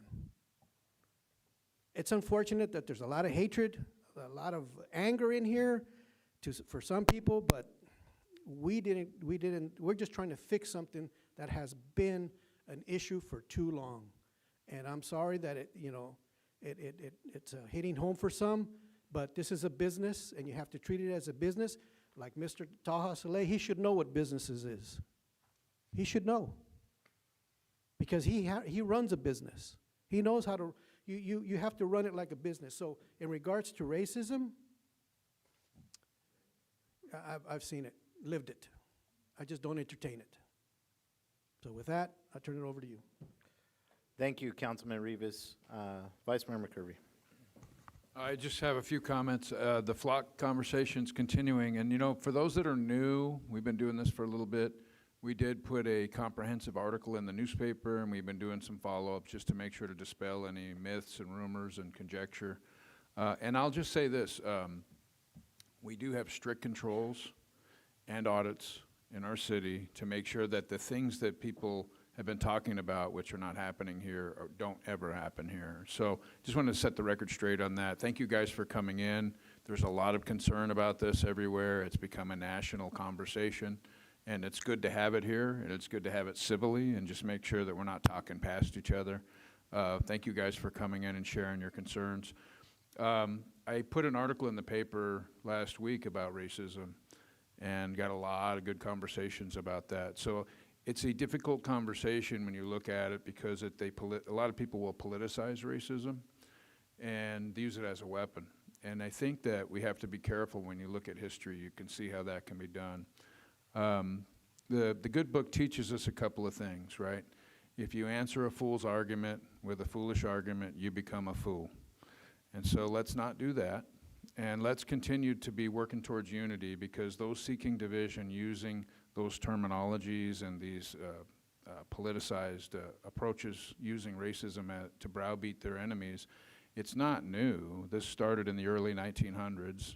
It's attributed to Leon Trotsky and the socialist organizations in the Russian Revolution. It's all documented, and they use it as a weapon. But as far as this conversation, I think it's a good conversation, and firsthand, we've all experienced it. So let's work together and make sure that we're not doing that to each other, with each other, and if we see it, let's call it out. But let's not go so far that we try to diminish other people using those terms. That's my comment. Thank you, sir. Just to clear some of the records on the roads, I absolutely was instrumental on the expansion of roads in the community. Our streets department's doing the work. Their management teams are putting together the plan, but I was instrumental in moving funds to fund the 30 lane miles that we are doing now today, $3 million investment. So I just want to clear that for the record, and I have been elected for 4 years. Wendy Ferguson, she holds merit. She's an ex-employee of the city. She actually left the city to go to Visalia, and she's correct. She's obviously well-connected still with the refuse department, and I appreciate her clearing the record. I did recommend to the staff, the drivers, when they're coming and asking for raises in negotiations, I advised them to ask for a match on their 401k. I think it's wise to invest in your future. And so, they make many asks, and they never ask for a match on their 401k. And that's something that I would like to support as the mayor of Porterville and maybe a future councilman, because, I work for the state, and there are people that retire from the state and still have to go back to work. And so if they're putting in a 401k throughout their career, it gives them a buffer. And so the goal is just to take care of the city employees at the end of the day. And so I appreciate her bringing that to the table. The talks of, she dropped the name of the person. I'm not going to use it, but I don't even know her. So to say that I said she's a DEI hire or she's not qualified for the job is a blatant lie. And I want to clear that for the record as well.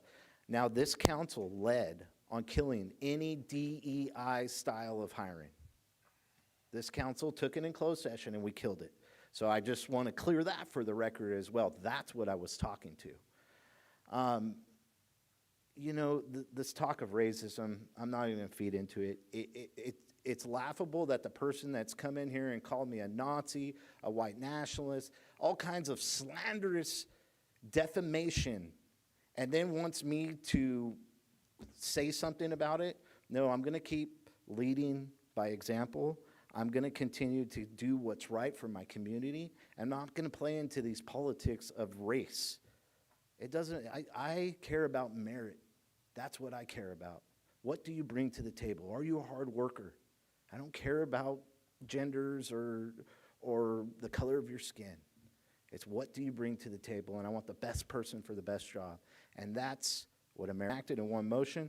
There will be no separate discussion of these matters unless a request is made, in which event the item will be removed from the consent calendar, and all items removed from the consent calendar for further discussion will be heard at the end of scheduled matters. I would like to poll agenda item number 14. Does council have any other agenda items they'd like to see polled? Number 1, please. So we have 1, 14. Is there any others? Nope.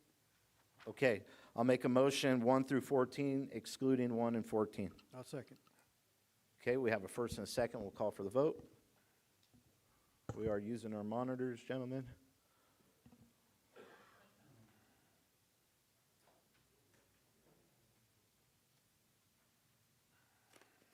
Passes 5-0. Okay, moving on to our first public hearing of the night. City Manager.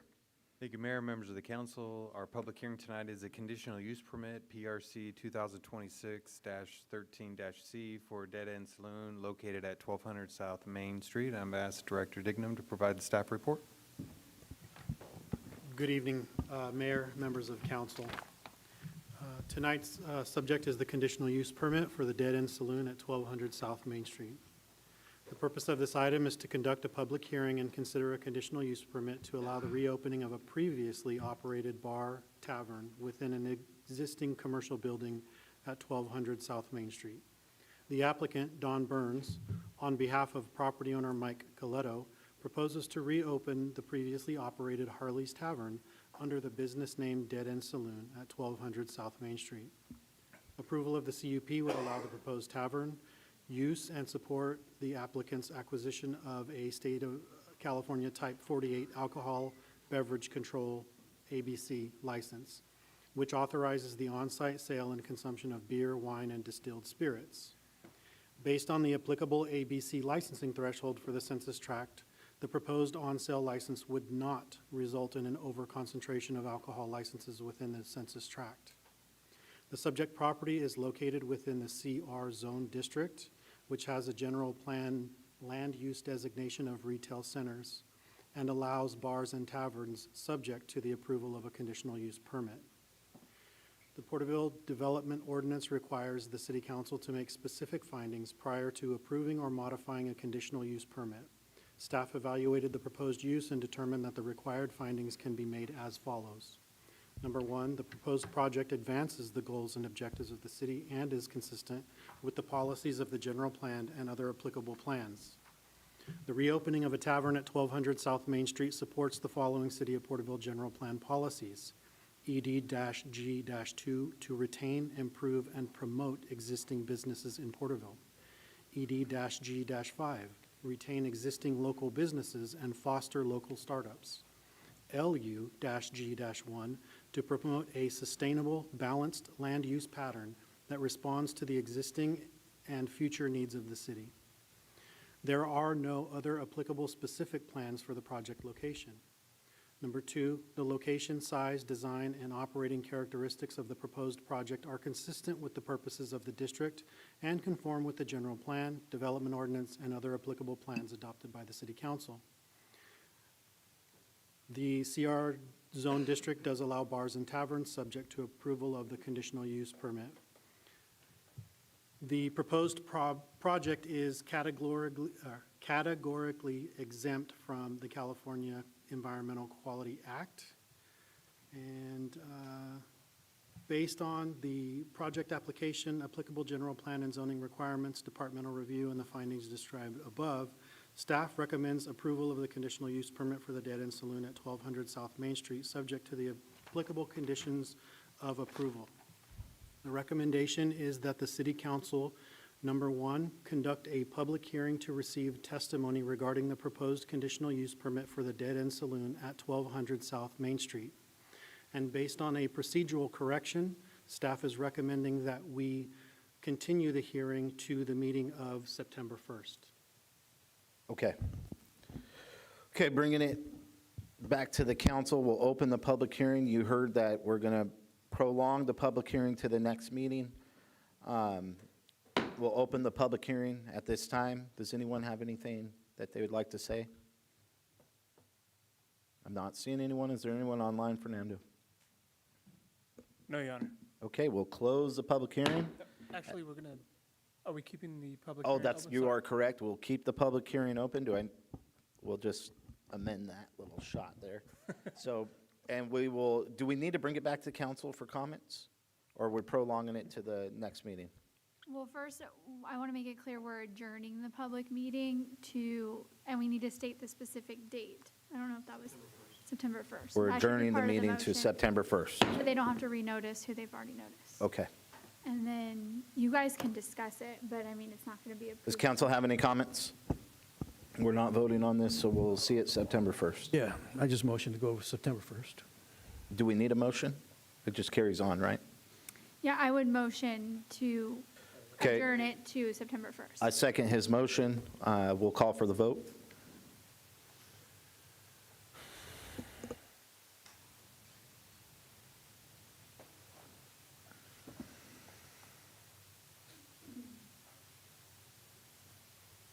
Passes 5-0. Okay, moving on to second reading. Agenda item 16. Fern, were you going to read that one for us? Yes, I'm gonna, give me one moment. The ordinance number 1934, an ordinance of the City Council of the City of Porterville, repealing and replacing sections 2-26.1 through 2-26.4 of Chapter 2, and adding sections 2-26.5 through 2-26.9 of the Porterville Municipal Code pertaining to code enforcement officers, including the relocation of the code enforcement function to the building division within the planning and engineering department. Staff's recommendation is that the City Council gives second reading to ordinance number 1934, waive further reading, and adopt said ordinance. Okay, that's it, right? You need to make a motion. Okay, I'll make a motion to go with staff recommendation. Second. Okay, first and a second. We'll call for the vote.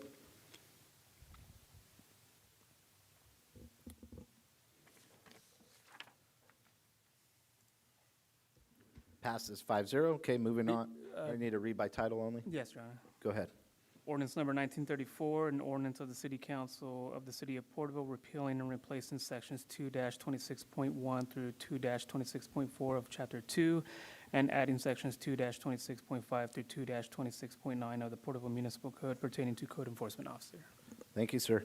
Okay, moving on to the second reading, agenda item number 17. Turn that over to Fernando again. Yes, Your Honor, we have agenda item number, 17, an ordinance number 1935, an ordinance of the City Council of the City of Porterville, amending Chapter 15 of the Porterville Municipal Code pertaining to business licenses, including the transfer of administration of the city's business license program to the Planning and Engineering Department and related administrative updates. Staff's recommendation is that the City Council gives second reading to ordinance number 1935, waive further reading, and adopt said ordinance. Okay, bringing it back to the council, I'll make a motion to go with staff recommendation. I'll second. Okay, we have a first and a second. Councilman Beltran? Just a comment briefly. Director Dingham, you've got a plate full. And being the fire marshal as well, now the director for planning and engineering, great job. I know you're up for that task. Just knowing that you're overseeing so much, I know I can overextend myself at times thinking I'm capable. I want to be that person that says, I know you're up for it. I disagree with this just because I don't want to put more on your plate because you have so much going on. As much as I respect and know your capabilities, I want to be that person that speaks into you and said, I think you got your plate full. But anyhow, I love what you stepped up to do, though, but I just want to make those comments. Okay, we have a first and a second. We'll call for the vote.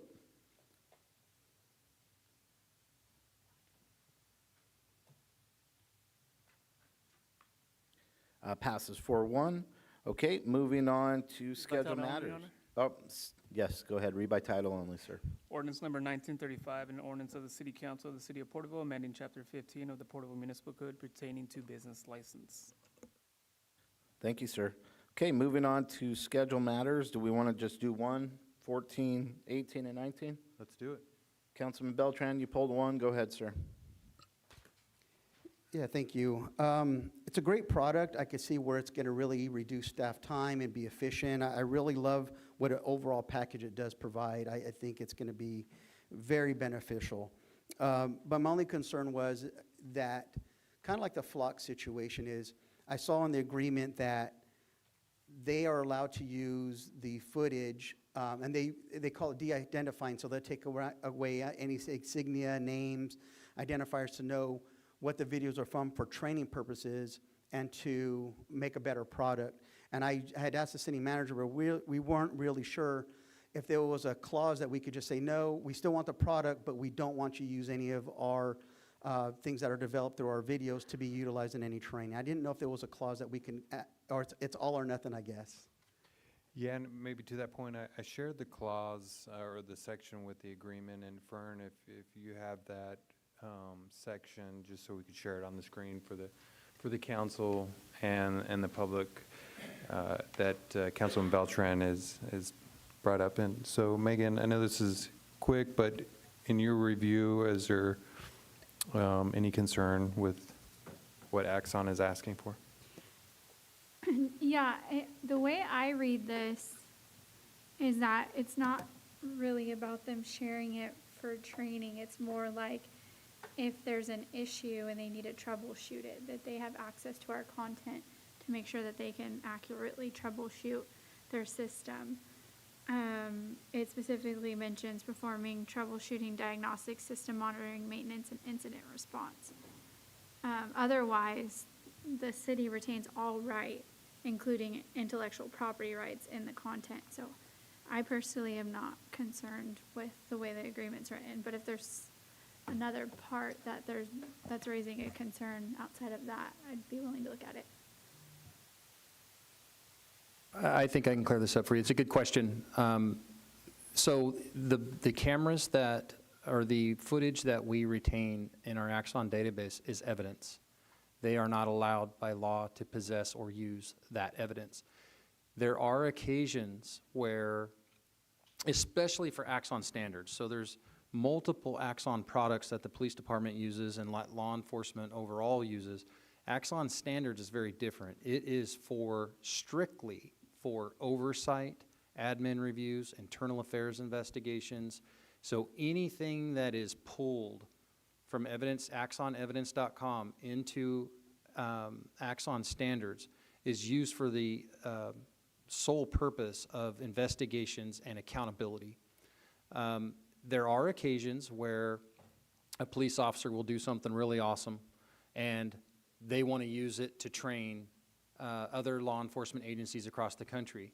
In those instances where that might be useful, they would ask us. Yeah, thank you for that clarification. It might have just been me and all the stuff that I'm reading that I got these two as one. And so thank you for putting this up there. And this mostly, not just educate myself, but also the community with the questions about how videos are used. And so I love the product. Again, it wasn't so much that I was against it, it's just to clarify so people understand. We do have a lot of good restrictions and oversight. Thank you. That's all, Mayor. Okay, I'm going to make a motion to go with staff recommendation. I'll second. Okay, we have a first and second. Is there any other comments? Nope. Okay, let's call for the vote.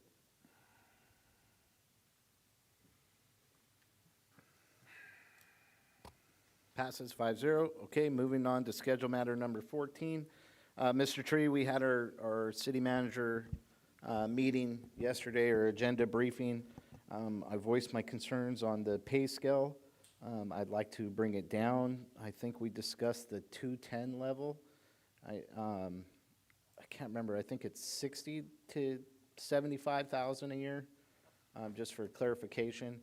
I don't know if that's something we could pull up for so my this- colleagues. We could pull up the employee pay and benefit plan, but I can tell you that the range 210 is the starting salary of $63,876, with a 5-step increase, which would cap out at $77,952. We did some wage comparison to that point. The Tulare County, their media specialist, which is essentially doing the same function, is almost identical salary. Of what you recommended or what I'm recommending? What you're recommending. Okay. And then there are others. City of Visalia has a media and communication specialist that's about $5,000 more, so Okay. $67,000 starting out. And then they have a manager at $102,000. And the good thing about the step system is, if you do have someone that's highly qualified, maybe coming from the county, you have the ability and the discretion to identify the skills of that future employee, and you can give them a higher step coming in. So that would be, my motion is to amend it to the 210 salary range. Is there any other comments?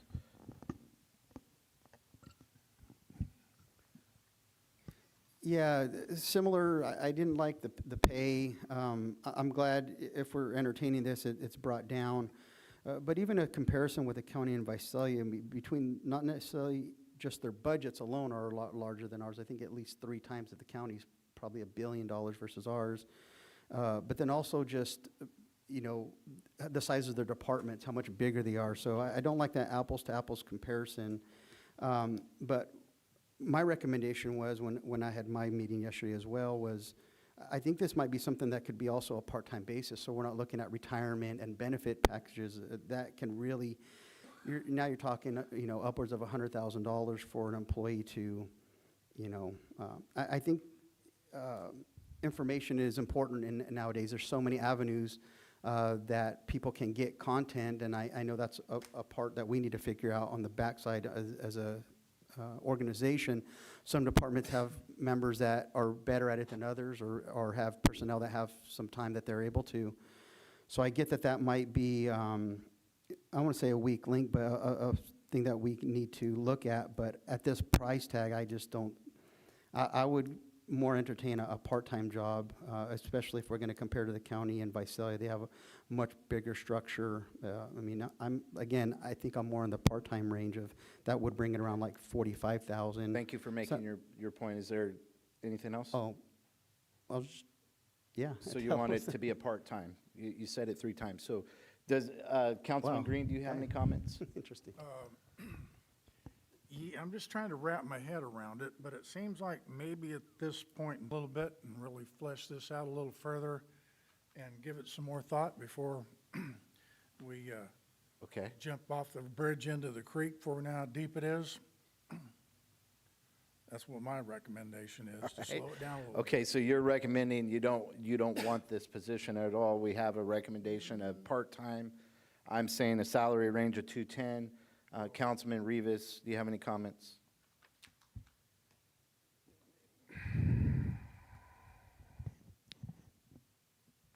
Well, since, I mean, I think the city needs something like this, and I think we need a good source for communication with the public. I like the idea of what Mr. Beltran said, part-time, but I don't think that's going to bring anything in that aspect with high cost of living and a few other things. I think if we have the budgetary to do it now, I think we should do it, but at a lower pay as what the mayor recommended. It's up there, but, I mean, we gotta see what our options are, but I support the, I think we need this, and I think that we need to move forward with this. So with that, I'll pass it on. Thank you, Councilman Rivas. Vice Mayor McCurry, do you have any comments? No, is that a second, AJ? Yeah, that's That's a second. Yeah, I don't have any comments. I concur. Yeah, and I'm still support my motion. I think this is important to get the public outreach. The town square is social media today. You know, just posting in the Porterville Recorder is not sufficient. We need to be showing what the city is doing to better the lives of the constituents of Porterville on the daily, if we could pull it off. So I think it's important. I think this is a good wage in our community. We are wanting a talented person, and so this will bring that talent. So we have a first and a second. Let me say one more thing. Go ahead, I Councilman. want to make it clear, I'm not against the position. I just think I want to slow down a little bit because, and part-time, yeah, that sounds good, but I think you're going to have a hard time getting a qualified person for part-time. That's just probably not going to happen, so. Yeah. But I just want to make it clear, I do support the position, I just think we ought to think about it a little more. Okay, so we have a first and a second. We'll call for the vote.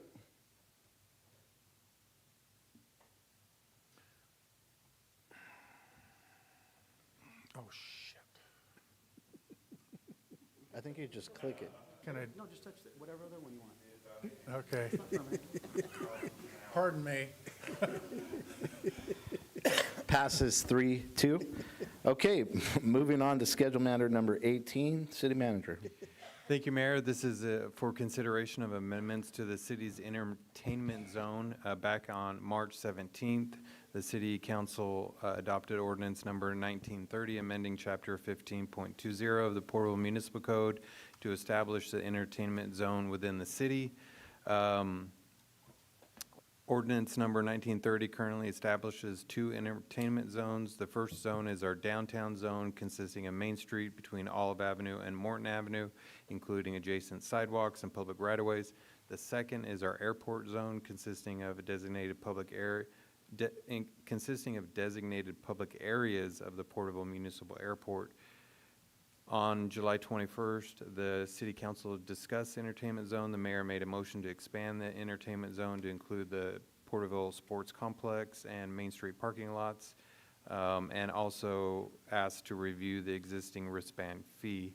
And so we're bringing this item forward for further discussion regarding, staff is looking for direction on specific areas to expand to, including, it's already mentioned, Main Street parking lots, but also the sport complex, if council would like any other areas, as well as staff is looking for direction either to increase, decrease, or keep the wristband fee the same.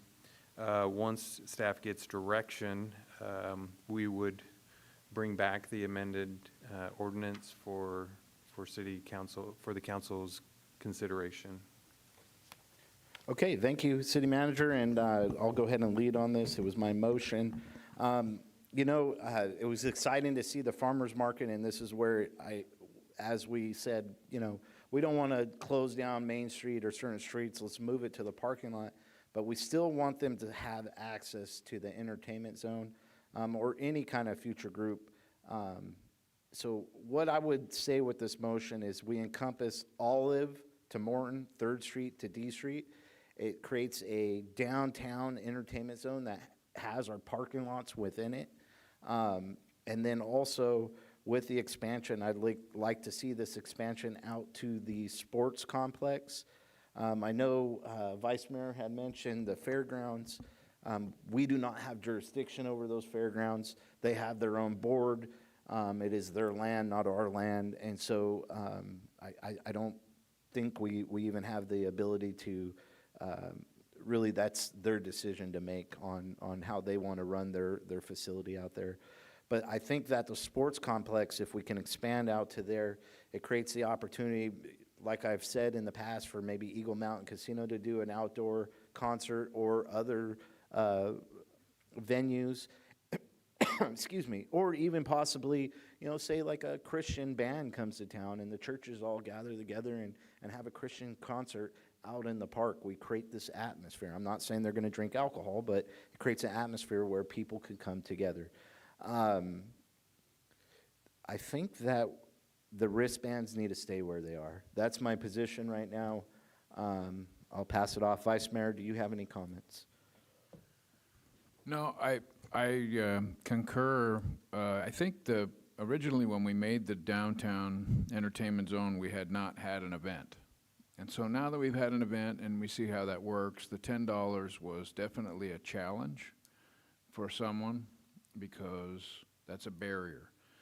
And there's been a lot of debate about that. I think that the most important part of that debate for me was when you use money, that's a contract. So when you say, I'm going to pay $10, I'm serious about following the rules. And I like that because it's self-policing for the most part, because folks that are going to participate in that are going to have to put some money in the pot and say, I'm signing up.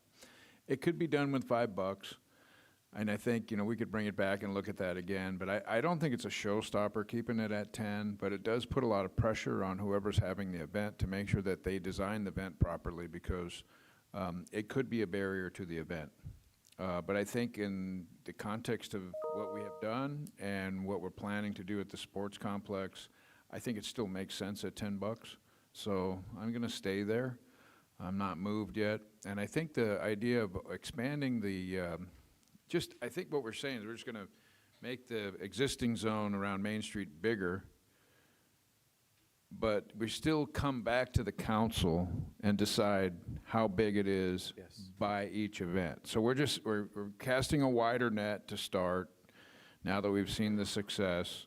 And so if someone wants to have a smaller event that's isolated to a parking lot or then we can make it just that size, because it'll be within the new boundaries. Mm-hmm. And so I like that too. I guess I didn't understand the fairgrounds properly. We don't want to have an entertainment zone in the parking lot, right? So that was a faux pas, but I think this is a good move, and it's adjusting it slightly. It's not a big adjustment, and I think it expands it a little bit. I'm hoping that we can have some events at the airport and at the sports complex, but it's going to take someone to lead them. Yeah. We are creating the conditions, and I think that this opens it up for us to, invite someone to have a farmer's market type thing or a downtown. I think that's helpful. So I am with the mayor on his comments, and I concur for those reasons. So I go with the recommendations that the mayor made. Was that Yeah, that would be a motion. I like that. Yeah, I will second that. Okay, we have a first and a second. Councilman Rivas, do you have any comments? No comments, no. No comments. Councilman Green? No, sir. Councilman Beltran? I don't mind the expansion to the parking lot areas. My only concern would be if staff or the zoning department could look at if there's any properties that may be problematic with having alcohol near them. I don't know if there's anything like that, like a school, because it'd be closed. I don't know if I'm not in that world, so just making sure legally there's no conflicts with having alcohol around something. I'd hate to do it if it was like a sober living place adjacent to something, but Councilman Beltran, just to interrupt you for a sec, sorry, but it's going to come to the council, so we'll have that ability to show discretion if something like that happens. Yeah, just so people know, that's my mind thought. I'm not just rubber stamping things. I'm just kind of looking ahead to when these things do come before us. I don't really care to expand it much further than that for now, at least my thought is, because initially when the entertainment zone came to us was, let's revitalize downtown. The whole thing was, let's drive businesses downtown to get that businesses, kind of influx of business, get people reacquainted with businesses that are downtown. And so that's kind of, I see the bigger picture, but I guess I'm having trouble saying, we had one event downtown, now let's spread this all over our community, when the main focus was to bring people to downtown. I'm glad the fee is going to stay similar, at least that's the consensus is. I believed, $10 shouldn't be a barrier for something that's free, that's mostly free, I guess. If it's a concert, those promoters may have a charge. But the other point of bringing it to downtown and having an entertainment zone was to create funds to then support infrastructure or beautification projects in downtown Porterville. So if we were going to look at lowering that rate, well, then we're not going to raise any funds for what the purpose of this was. So those are kind of my little bit of concerns of, we've only had one event and now we're going to spread this a little bit further. I don't see how, if a big concert comes for some reason, I guess this is part of getting ahead of that. But part of talking about the fee was there's a cost to these community events. So I think the car show one, since it was considered kind of a large event, was roughly $10,000. I don't think we recoup that kind of money, and that's not the intention, but the more that we're expanding this to other areas, there's already some comments about how much we're spending now. What is it going to look like when this starts to happen? So I'd like to get the farmers markets going, maybe more things geared towards downtown, which that was kind of the whole point of this, before we start expanding this. I love the idea of the parking lots off of Main Street. To the mayor's comment, I don't like shutting down Main Street. So if Second or D Street or Second Street could be used, I think that's awesome. But again, I don't like that we're going to maybe expand it further, because we haven't shown the success yet from the first phase before we're looking at phase 2 or phase 3. I like to make sure that phase 1 worked out really well. So those are my comments. Thank you, sir. We have a first and a second. We'll call for the vote.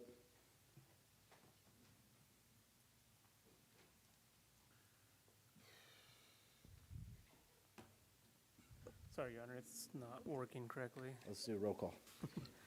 Councilmember Rivas. Aye. Councilmember Green. Aye. Councilmember Beltran. No.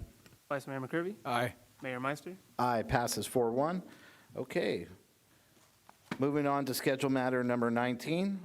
This is one that go ahead, City Manager. Definitely, Mayor, this is one that you requested back in July 21st, which is a consideration of a courtesy leak program for utility customers. In response to the approved motion, staff developed a proposed courtesy leak adjustment program for residential and commercial utility customers who experience unusually high water usage resulting from an unintended verified leak. The program is intended to provide limited financial relief while encouraging prompt repair of leaks and maintaining appropriate safeguards for the city's utility funds. Under the proposed guidelines, the applicant must be the utility account holder of record and may receive no more than one courtesy leak adjustment during any 2-year period. The leak must be repaired before the request is submitted, and a completed request for review form with required supporting documentation must be submitted within 90 calendar days following the end of the billing period in which the unusually high water usage associated with the leak first appeared. Customers must provide reasonable documentation demonstrating that the leak occurred and was repaired. Supporting documentation may include invoices or receipts from a repair professional, receipts for materials used in self-performed repair, photographs, written documentation describing the leak, or other information determined appropriate by the city's utility billing supervisor. The guidelines also require customers to take responsibility and timely action after becoming aware of a potential leak, including when the city provides an automated or other leak notification. Because we don't have the smart meters installed throughout, receipt of an automated notification is not required for eligibility, and customers without smart meter technology remain eligible under the same program requirements. Eligible leaks generally include unintended water loss resulting from broken or leaking water lines, failed plumbing fixtures, irrigation system leaks, underground service line leaks, or other verified water system failures. Intentionally discretionary or avoidable water use, including filling your swimming pool, excessive water irrigation of your lawn, or water intentionally left running, and water loss resulting from interference from a city-owned water system component, such as our meter box or water meter, is not eligible. So we'll go into detail regarding the residential accounts and commercial accounts. For residential, the qualifying residential accounts, the courtesy adjustment will apply to eligible water consumption charges attributed to the verified leak. Normal usage will generally be established using the customer's usage for the same billing month from the prior year. If comparable prior year usage is unavailable, the utility billing supervisor may use available historical consumption data or other reasonable and representative methodology. Staff is proposing that the maximum total courtesy adjustment for a residential account is $500 per approved leak occurrence.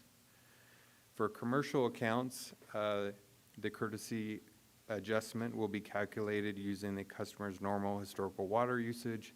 Under the proposed guidelines, the adjustment applies to the eligible water consumption charges attributed to the verified leak and sewer charges calculated on the elevated water consumption resulting from the verified leak.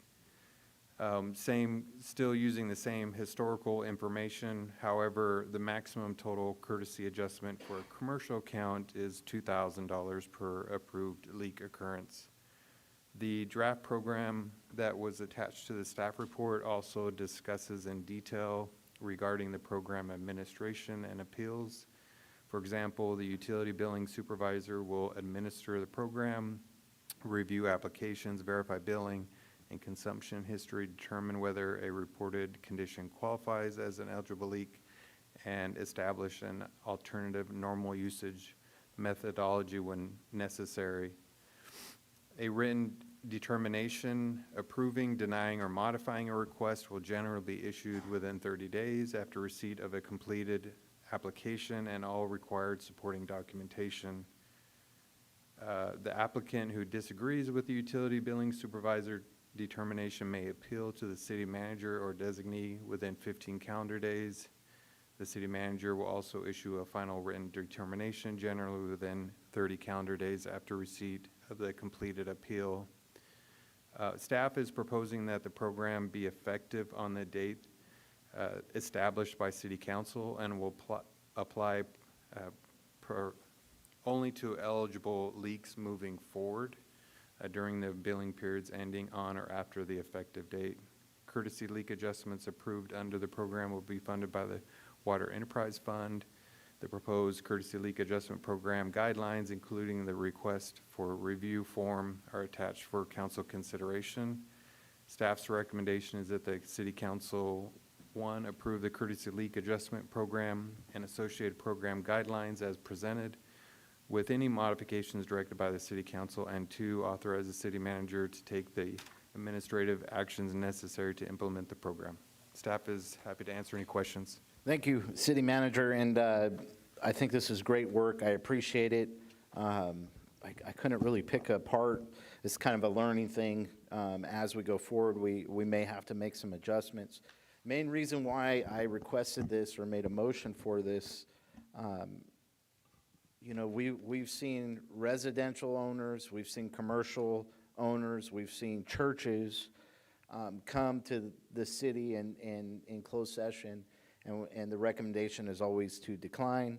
And you feel for them because sometimes they don't know they even have a water leak, and we're charging them for it. And so I think this is a good way of showing some grace for our constituents, and working with them to make sure that they fix their leaks, which are important, but also not overcharging them on something that they didn't have a lot of control over. Pass it off. Councilman Beltran, do you have any comments? No comments. Councilman Green, do you have any comments? I'm not sure. Well, that's To be honest perfect. with I you. can move. I just think that, well, it's like, just one question, like if, say I turn on my sprinklers in the backyard and you leave for the whole weekend and I come home and the next month I get a bill for $600 and something on my water bill and I go, hokey smoke, well, I'm gonna apply for the first time leak thing. So how's that gonna be determined whether that's legit or not legit? Yeah. Question- Answer for that one.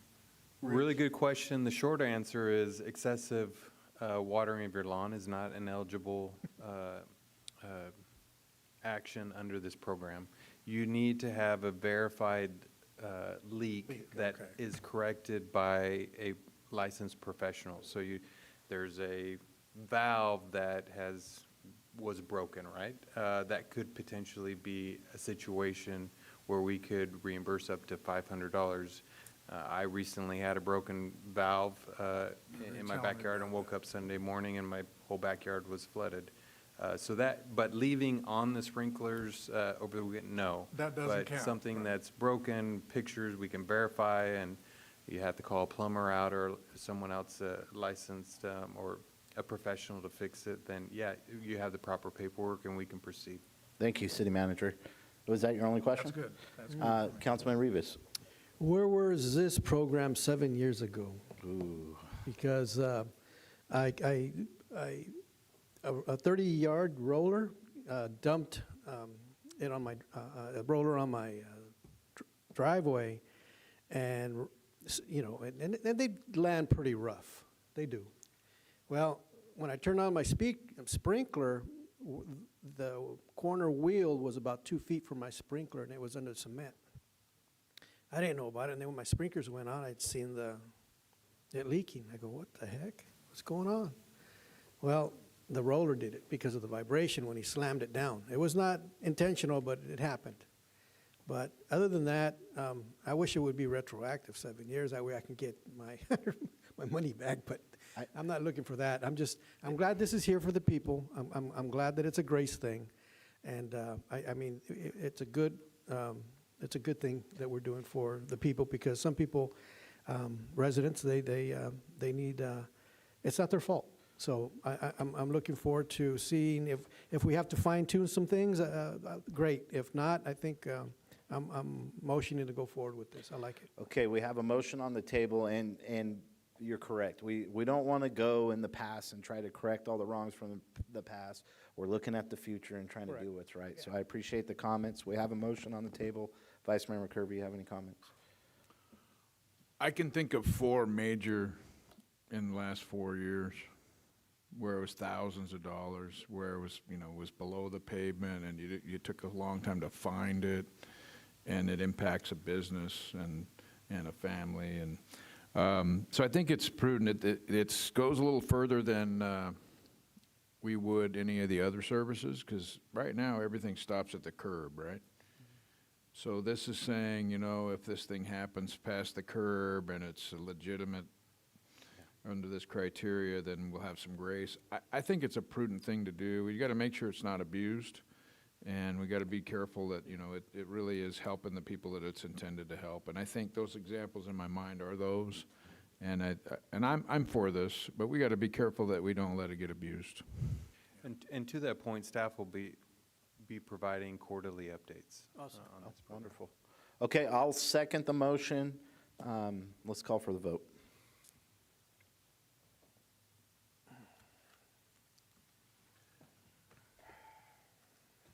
Okay, passes 4 and 1 abstain. All right, moving on to 1234 reports.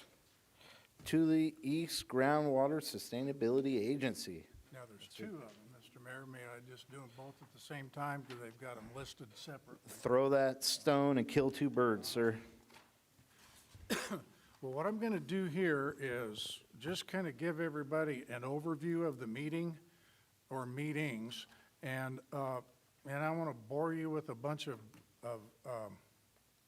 laborious information, and I will give some places where you can go. If you have any questions and want to learn more about what the ETGSA or Thule East GSA is doing and what we're working at, because I will tell you before I get started, the main thrust of both the Thule East and all of the GSAs within the Thule subbasin at this moment is the laser focus on getting a GSAP plan to the state that will be accepted to mitigate subsidence along the Bryant-Kern Canal.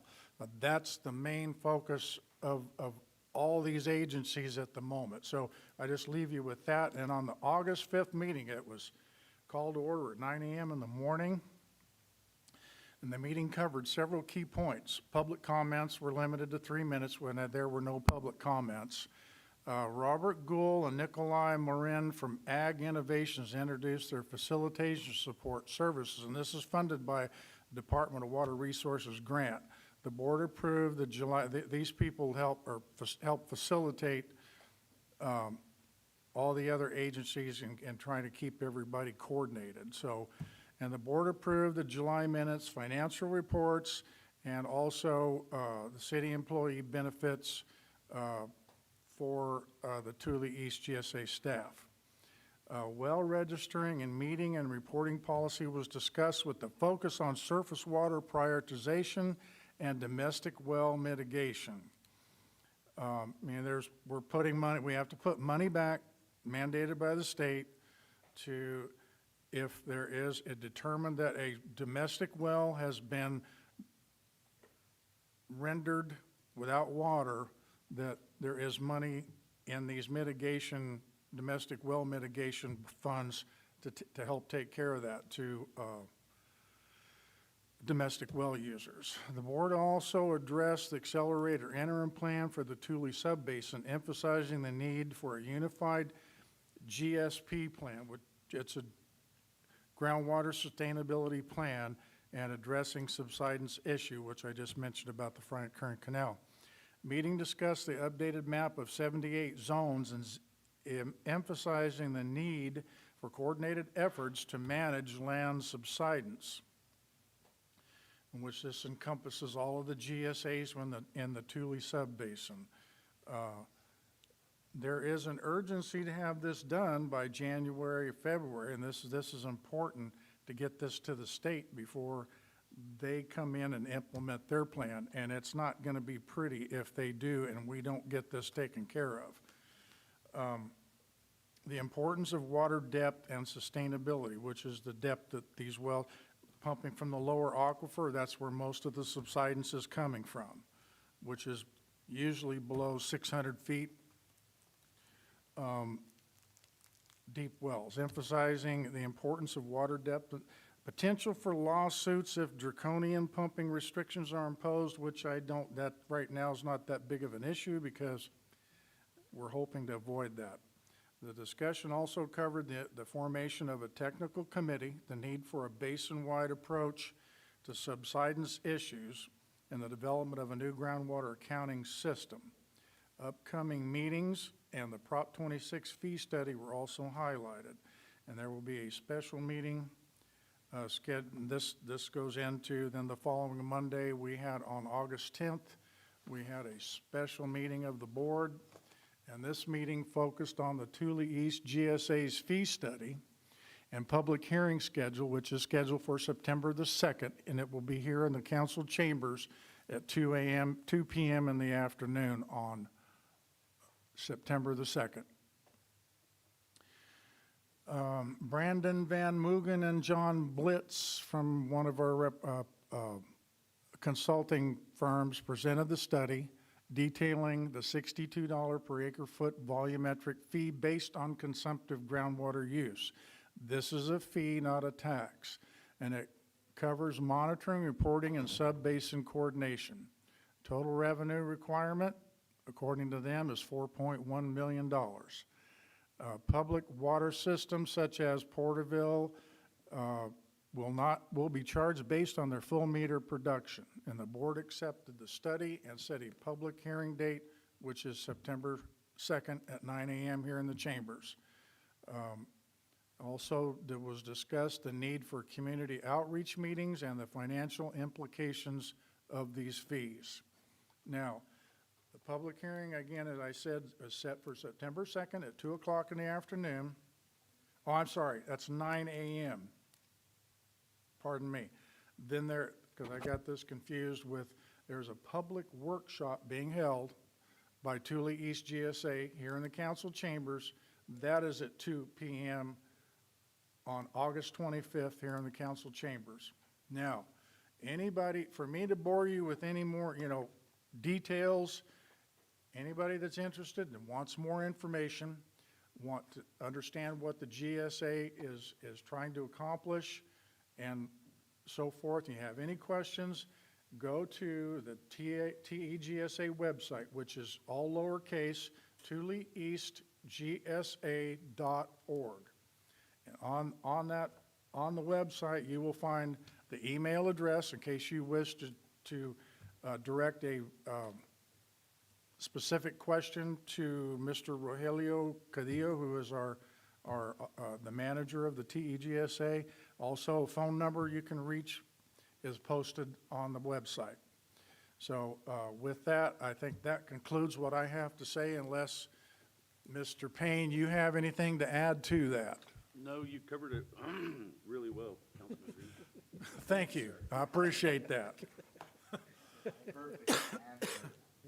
Perfect answer, Mr. Payne. Okay, moving on to Link, Councilman Beltran. So the Link Committee met on August 5th at 3 p.m. across the street at the Thurman Conference Room. Roll call was taken, or call to order. There was a welcome introduction. We had a couple of new faces. I'll talk about them later. The minutes were approved. The only change to the budget was $5,000 was noted in our budget that the council approved to give to the committee. Of that, I think I mentioned it last time, only $235 was used to buy more canopies for shade during the summertime. On to, let's see, the navigation, update from the navigation center. Both the bridge and emergency beds were full. 4 were placed in housing in July. There are 4 pending as of August the 5th. The big news was just awaiting the official opening of the expansion and the showers and restrooms there. And I know we're waiting on Edison, but we're like, come on. Is there any way we can get higher up on that list to get checked off? So just a lot of anticipation for that. Next was the Link subcommittee updates. There were some improvements made to the shed. There was ventilation because it's a closed up wooden shed that you prefabricated, no ventilation. So that helped with stuff that's stored in there. The doors were reinforced because they were just having issues there. We did discuss weed abatement around the property as kind of earlier comments about the beautification of our community. We want to make sure either Kingsview is doing their part, and if not so, volunteers can step in and make sure that property is maintained as best we can. The next thing was the upcoming events, and that is the drive-through dinner I mentioned earlier. Letters for soliciting donations were sent out. Not only are we doing the drive-through dinner, but we're also, the main part is for the winter coat drive, and this is to give out jackets and warm weather items for the upcoming cold weather that will be happening in October. Again, I mentioned earlier, I have tickets for sale. They're $15. I really challenge anybody to really want to make an impact for these. This is our one time we ask for funds. It really goes a long way. There are 150 tickets we're selling, $15 a piece. There are limited 4-pack tickets for $50. And think to J&R Meats, they're going to be not only donating the meat, but they'll also be preparing it. So the meat will be very tender and very delicious. Let's see. We did talk about the cancellation of the last Link event because the extreme heat a couple of weeks ago. We're looking forward to tomorrow's event. The temperatures won't be as high. I want to thank Cold Blessings Ice. They're a local veteran-owned business who's donating ice. I reached out to them, and they said they would be providing ice because along with just the services is something cold for them to drink. A lot of them walk a long ways to get there, and there's really not a lot of places for them to keep cool. So just, and then Kingsview, we talked about their mental health team that's out working in the community, just continually connecting with them. The homeless are really hard to track. They move constantly, and so just making sure just to help the PD, help the businesses, help the overall look and feel of the community to making sure that we're working with our partners in the community to address those mental health issues. What's great about this Kingsview team is they go meet the people where they're at. They don't have to make an appointment. They don't have to drive to an office. The team goes right to wherever they're at. So just, it was really nice to hear about that effort. The next meeting will be, we have a subcommittee meeting tomorrow at Trinity Lutheran Church at 3 p.m. Anybody who would like to volunteer to see what this is a subcommittee which supports the overall committee. Another opportunity to get connected tomorrow at 3 p.m. I want to circle back to one of the gentlemen. He's new to the group, but not new to the service at Link. His name is Mario. He's the barber who volunteers his time every 2 weeks to cut hair. He came to say he wanted to do more. He's a local business owner. He shared his testimony of being an ex-addict and understanding where these people are coming from. But again, it's just these people in our community that the unsung heroes are stepping up and providing. He's obviously providing hygiene care with the haircuts, but also supporting these people wherever they're needed, not just on every other Wednesday. So just really appreciate that gentleman's time. And again, next Link, the main Link committee meeting will be September 2nd at 3 p.m. Thank you, sir. Okay, moving on to the Heritage Committee. We met August 10th. First thing of matters was Daughters of American Revolution update. Final details were discussed regarding a historic Revolutionary War Patriot marker that'll be dedicated to the city as part of the September 26th Washington Monument ceremony. Next on the agenda was further discussion of the upcoming dedication ceremony at Veterans Park. Logistics were planned, tasks were delegated. Any new updates from the committee were commented on. The calendar events was reviewed. The Washington Monument, the marker for September 26th, Pioneer Day, October 3rd, Veterans Day Parade for November 11th, and then in December, the Zalad House Christmas Tour. And then something that I told Kathy I would share about the Daughters of American Revolution, Bells Across America. They're celebrating 239th anniversary of doing this, and so that is September 20th, 2026 at the First Congressional Church here in Porterville. Okay, moving on to Tulare County Association of Governance. They met yesterday. I wasn't able to attend. Councilman Rivas. Yes, sir. Thank you, Mayor, for that update on the Heritage Committee, and thank you for the link and TGSA. Make it real quick. The TCAG, we met on Monday, August the 17th of 2026. Me and the city manager attended the August TCAG meeting at the Tulare County Board of Supervisors. The consent calendar was approved, which included a couple of notable items. First, funding was approved to support a regional uniform fare program. Now, passengers will pay the same fare regardless if you are riding in Porterville, Tulare, and Visalia. The Uniform Transit Fare program will also make it easier to implement regional pass programs. Another notable item was the approval of the fiscal year 2026-27 State of Goods Repair Project List, which includes Porterville project to purchase 2 hybrid vans for dial-a-coat service. In the discussion items portion of the agenda, the TCAG board approved the following. Awarded the fare-free transit study to Nelson Nygaard for $125,400. Awarded the mobility management study to VM Mobility for $350,000. Purchased a community engagement tool for $4,500. Approved the 2026 Title VI program, which is required to continue to receive federal funding. Approved the TCAG Code of Conduct and Ethics Policy. Measure R revenues for the July 26 was 4.3 million, almost the same as July of 2025. They also mentioned September is Railroad Safety Month. The next TCAG board meeting will be on September the 21st, 2026 at the Tulare County Ag Commissioners Building. And that's all I have to report. Thank you, Councilman Rivas. Okay, moving on to oral communication. This is an opportunity to address the council on any matters of interest. Your time will be limited, 3 minutes.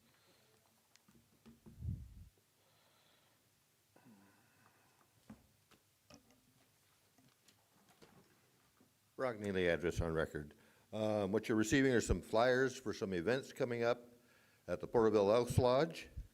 Also remember that the first Sunday of every month, we have our Veterans Breakfast. This coming month, we're going to actually implement that on the third Sunday of the month. So we're going to try to expand that. Come and join us. It's a fun time. Thank you, Mr. Neely. Thank you, Mr. Neely. I'm Alexis and haven't moved, still live here. These are just some thoughts. You mentioned Christmas tours at the Zolid House, but they do Halloween ones too for us spooky people. I think they do a couple. They do ghost tours. The museum sometimes does them too. They're really cool. If you have a chance, you should check them out. Take your kids. It's not scary. I did want to mention that I got to attend the Medal of Valor ceremony for Mr. Hopper, and that was really awesome. I saw Chief Raider there with all our PPD captains, and it was a really nice, short ceremony. I don't know how much they'll do for him anymore because it's a little long, and Medal of Valor is like the top honor you can get at TCSO, so I just wanted to mention that it was a beautiful ceremony, and they put it together well. This is my thought on the expansion to the sports complex. I think it's a great idea, but we lack lighting out there so badly that trying to host an event in the evening time may be a little bit difficult without volunteer lighting that gets wheeled out there. I think the city should definitely look into putting some more lighting out there. I'm gonna be biased and say, especially for those kids that play soccer, my son plays soccer out there, and it would be really cool to do like evening practices and stuff, along with being able to hold events. But that brings me to my next point. You have the casino right there that is also expanding, who can also host really large events. So I would hate to like double up and have to compete with the casino with our venues versus their venues, and who can host what, and who wants the money and who doesn't. That's it. I thought it was a productive meeting. Good job tonight, guys. Thank you. Thank you, ma'am. Jacob Walker. I don't have much to add this time around, but I did want to ask about the Axon standards thing. Is that just like a software or an operating system kind of thing, or does it have anything to do with implementing the fixed ALPRs at all? Do we know? Okay, cool. And then I was going to piggyback on the division conversations from earlier, and I just wanted to make a point that I think that the youth today is more united than it's ever been before. I don't think we're really all that divided. We agree on almost most things. We disagree on some things like forms of government and stuff like that, but it's getting harder and harder to find younger people I disagree with, and polls show that a lot. You see it online a lot, and I think there's a bit of a light at the end of the tunnel in that regard, that we're pretty united, I'd argue. Thank you. And so that's it. Thank you, Mr. Walker. Greg Shelton, 88 North Williford Drive. I thought it was going to be a boring meeting, and I guess I missed all the fireworks. It sounded kind of ugly. I don't like any allegations of racism. I was talking to someone today, and I want to say that, Mr. Mayor, you were instrumental in doing those roads. You know, I think they would have probably got done, but it wouldn't have been done as soon as it got done. You know, with you, I feel like you know, you pushed it. You know, and I remember even before I was on council, one thing that they complained about was the roads. I've heard that for 25 years, and I'm sure that even after these 30 miles, that we're going to hear about it some more. But that's change that I see and I can recognize. I think the homeless people's better. I think that the way we're handling homeless people is getting better. It's not as bad as it was. A lot of people want to complain about what this council did. Yeah, this council broke some eggs, you know, but if you want to make an omelet, you got to break some eggs. And it seems like everybody's more responsive. I feel like I'm being treated better, you know, than before. I feel like a lot of people are. So I don't agree with everything, but it's the change that I haven't seen for over in a decade. So, you know, keep it up, attaboy. Thanks. Thank you, Mr. Shelton. Is there anyone online, Fernando? You can keep coming up, sir. No, Your Honor. Okay, go ahead. Hi, Matthew Doozer. Just on item 19, I own an old house. A couple previous stories. I called the city in 2005 because I noticed I had a little leak from the main line coming to the house. Keep speaking in the mic so the people can hear Sorry you. about that. No, it's okay. And I nicked it with just a shovel, and I had 25 feet in the air because the line was thin, but our house is over 100 years old. When the folks came out, the water folks came out, I had 2 concrete liners down to an old key type that they couldn't turn off. So they had to come back again. They finally did fix it. That was fine, and that got fixed. 2016, I had a high-pressure leak between the house and a single-car garage, which would not turn off with my main valve. I came down to planning and said, do you guys have anything that I don't know about that's, you know, commercial or whatever? They said, no. I said, fine. Talked to a neighbor 2 doors down. Said, the funniest thing is I've got a high water bill leak. Called the city up and says, go turn hers off.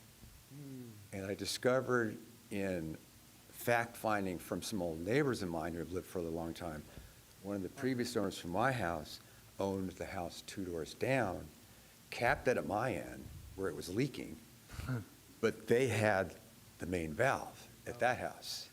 But it took weird investigation to go figure that out. So older homes and older projects, you never know. Thank you. Thank you. Thank you. Okay, is there any other comments? I'm not seeing anyone, so we'll close oral communication and go into other matters. Vice Mayor McCurvey, you want to lead other matters tonight? Well, there was a couple things I didn't mention. I really did enjoy the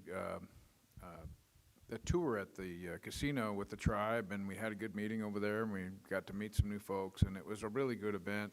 We're really building some strong relationships there with the tribe, and there's a lot of good conversations and positive things going on. I'm really happy to report that that success and the optimism and the progress that we're making with the tribe, and just working on basic stuff. Let's get some things done, and they're really going to have a nice event center out there when it's done, and they're making a lot of progress on that. We got to see that firsthand. I was able to judge at a car show this week at the Riverwalk Care Center. It's their second annual. It was over there off of Morton. It was a lot of fun. It's amazing. It was hot out, but there was a lot of shade. So we spent a few hours out there with the folks, and the residents there were out there able to participate, and it's good to get them out. I know my mother-in-law was in there a few years ago, and our church sings at that place. But it's really good for those folks, and it's great to see the community coming together. I noticed a bunch of kids there too with their bikes, and it's nice to see people getting together talking to each other. There wasn't a lot of phones. People were out there having a good time and having real conversations, and we were able to judge that. Councilman Rivas and I were there, and we got on the microphone. But I just wanted to shout out to Marla and to Catherine and the folks that put that on at the Riverwalk Care Center. It was a good event. They're probably going to continue it. That was their second annual, and they invited us back to do a third annual, and so that was a good thing. I really want to say a couple more things and just odds and ends.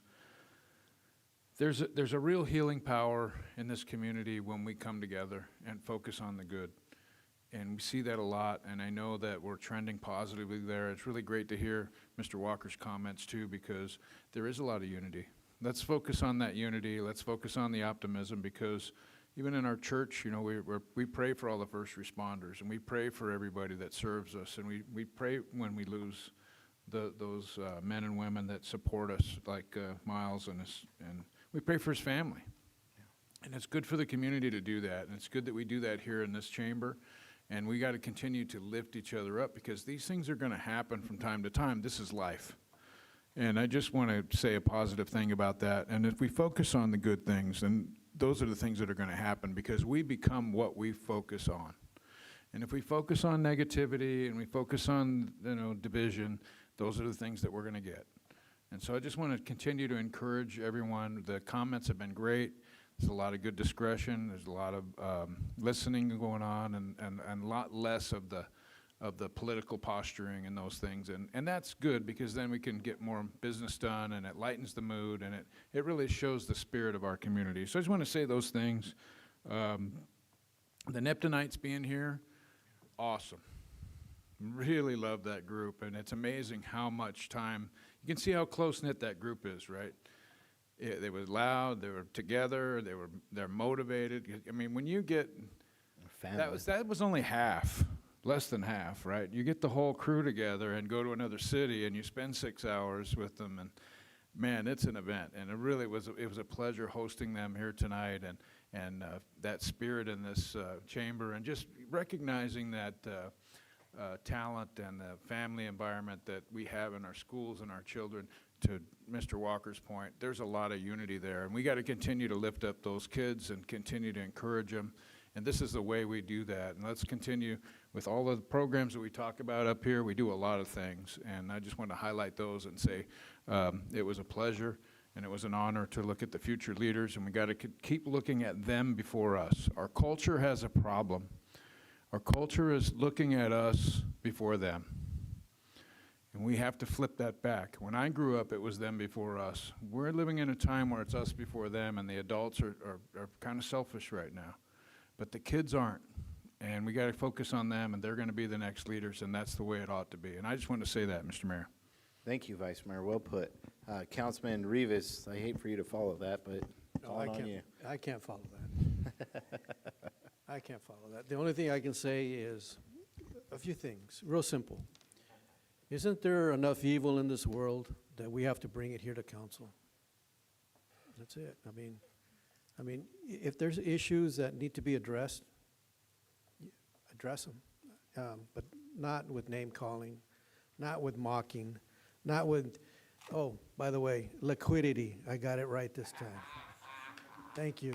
I appreciate it. Are you on a liquidy diet? I guess so, but, you know, somebody put it on their page and made a mockery of me. And then they come out here and they don't want us to talk down to them. Well, I'm not going to talk down to you, because I'm not going to stoop to your level. I'm not. I'm much better than that.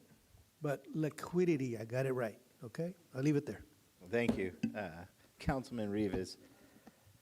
Councilman Beltran. Just briefly, I really appreciate the looking at the tort reform with the Cal Cities, and I just think about, you know, as we spent some money on some other projects, I did think about some of the maybe lost opportunities that we had when we left Cal Cities.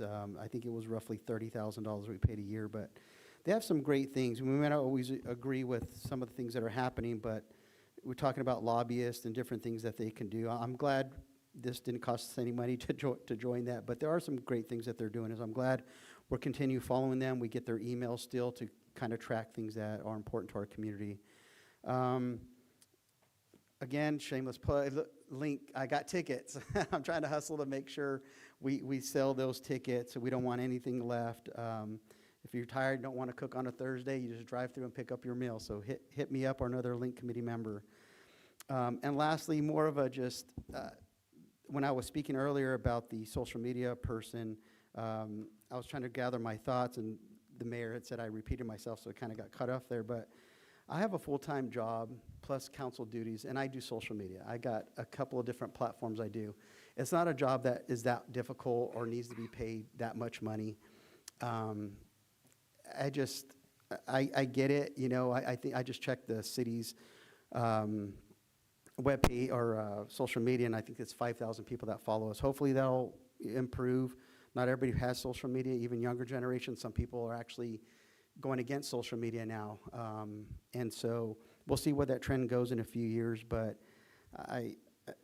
it's stuff that I do as a side thing for free, and so I just hated that we're spending taxpayer money on something like that. But overall, we'll see how the product looks like, and that's it. Thank you.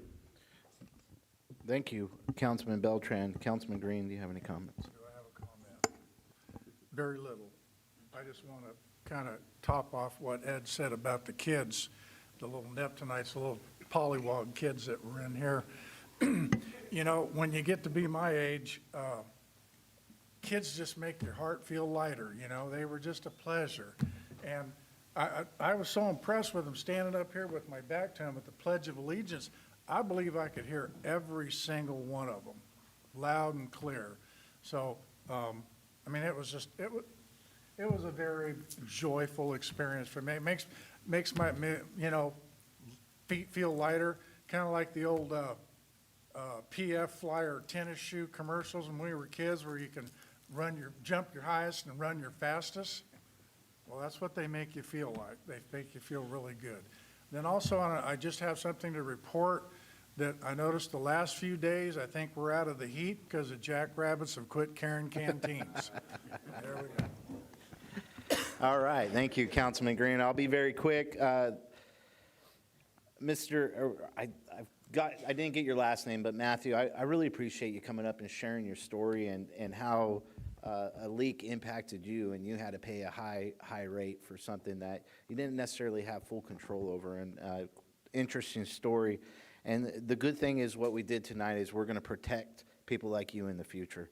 Mr. Walker, you know, we're probably closer in age than I am with these guys. And I have to echo with what, and no insult there, Councilman Green, but I would echo with you because, you know, I went to school here, and, you know, the population, trying to compare the KKK and all this craziness, it's not something I dealt with growing up in Porterville. You know, I was actually the minority in elementary school, you could say, went to West Putnam. And so I even look at my children who are mixed blood, you could say, mutts of the world. And I'm proud of them, don't get me wrong, but it's just interesting how it's the same individuals that want to continue to try to echo this and beat the drums of racism and try to keep it alive when we focus in on what matters, and that's the people and merit, and we continue going forward with that. So appreciate your comments as well. I'll end with tonight we approved a civic event.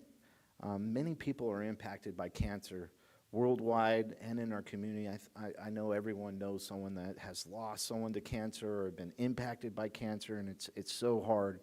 And it's so difficult to watch a family member go through chemo, and you're watching them slowly die before your eyes, and it's heartbreaking. And so we approved an event tonight for the Run for Life, the Porterville Run for Life. It's Saturday, September 5th. I'd invite you, the community, if you could come out and give support to these families, to these individuals that are in the fights for their lives. It'd be a great honor. I'd love to walk with you for the event. With that, I'll pass it off to you, City Manager. Thank you, Mayor. I'm going to take this moment, I'll call it the City Manager's Minute, but tonight I'd ask for a couple minutes. Last week I recognized and thanked many of our employees, but I forgot a couple, and so tonight I wanted to highlight some outstanding work by some of our staff. First, I wanted to recognize Juliana Andrade. She really has been outstanding and often thinks outside the box to support all of our departments. And a recent example is in regards to our business license staff, and they had recently been one person down, and Yolanda thought outside the box, contacted one of our retired employees that previously served in the business license division, and that employee was extremely excited to come back to work part-time and help out staff. So it's just an example of outstanding work by you, Leon, and I appreciate how she's just constantly thinking on how to best support her staff and as well as all the departments in the city. In regards to the fire marshal position, I agree. Mr. Dignam has his hands full. And so just recently, I'm happy to report that Melinda Rios, who was previously serving in the as the police department crime analyst, has been appointed as our new fire marshal. But Director Dignam his request has not ended, or he can't release that title yet because he has graciously offered to help with the transition, and I appreciate Clayton offering that support, and we're excited for Melinda as she takes on these new responsibilities. And thanks for approving the communications specialist. Eureka Velarde back there has done an outstanding job, and she has been tasked with communications for the city. However, she doesn't have experiences in all the areas, and we really wanted to maximize her talents and support her. And so she's going to be transitioning back to our administrative services department to essentially support our public records requests. Now we're going to have essentially 3 full-time employees to address or answer the requests, when previously, not too long ago, it was a half of a position. And so that is unfortunate, but we are working through it. It is a lot of pressure on our departments. I recently, as I meet with each of our directors regularly, and I ask them how they're doing. And just as an example, our finance department is spending 2 hours every couple of days to research and look up information. And I meet with the next director, for example, Clayton, just today, go in his office, see how he's doing, ask him a couple questions, and he's working on public records requests, spending hours working on that. So I appreciate their efforts in their timely response. I know it's a tough task, but we're up to essentially 3 people to support those requests. I appreciate, Mayor, your comments towards our fire department. I do want to recognize Chief Cogburn and Deputy Chief Rossman and the entire fire department for their just tremendous support that they provided to the Elliott family this past couple of weeks. It really shows in these difficult moments the compassion and support shown by all of our employees. It just says a great deal about who we are as an organization and our community. I also want to thank city staff who helped coordinate and participate in the vehicle procession. It was a meaningful show of support for the family, and I appreciate everyone who helped to make it possible. Thank you all very much. And staying with the fire department, I also wanted to recognize members of our fire department who have been serving outside our community, assisting with fires throughout California. We know that work is taking them away from Porterville and their family, but they're representing our city and helping other communities during times of need. We appreciate their service and their willingness to answer the call whenever they're needed. I wanted to give a quick update on some projects. The Butterfield Stage Corridor project is essentially complete. We're working through some punch list items. I hope everyone has had the opportunity to get out and enjoy the new trail. I know I have, with Deputy City Manager Moore running on it. It's great to see this project becoming something our residents can get out and use on a regular basis. The Overland Rec Center and Park that you toured, Mayor, it's progressing nicely. There's still work ahead of us, but the project is really beginning to take shape, and right now we anticipate the completion next year, early next year. With the new school year getting underway, I wanted to highlight the many pedestrian safety projects that have been recently awarded. Construction on those improvements will begin in the next couple of months, and these investments are really important. Many of them focus around schools and neighborhoods for students and families that are walking to school during their normal school year routines. For those that are more active, the city's Sportsplex is currently under design. This is an exciting project that will bring new recreation amenities to our community, including pickleball courts, arena soccer fields, an amphitheater, and more. We look forward to providing more information as that design progresses.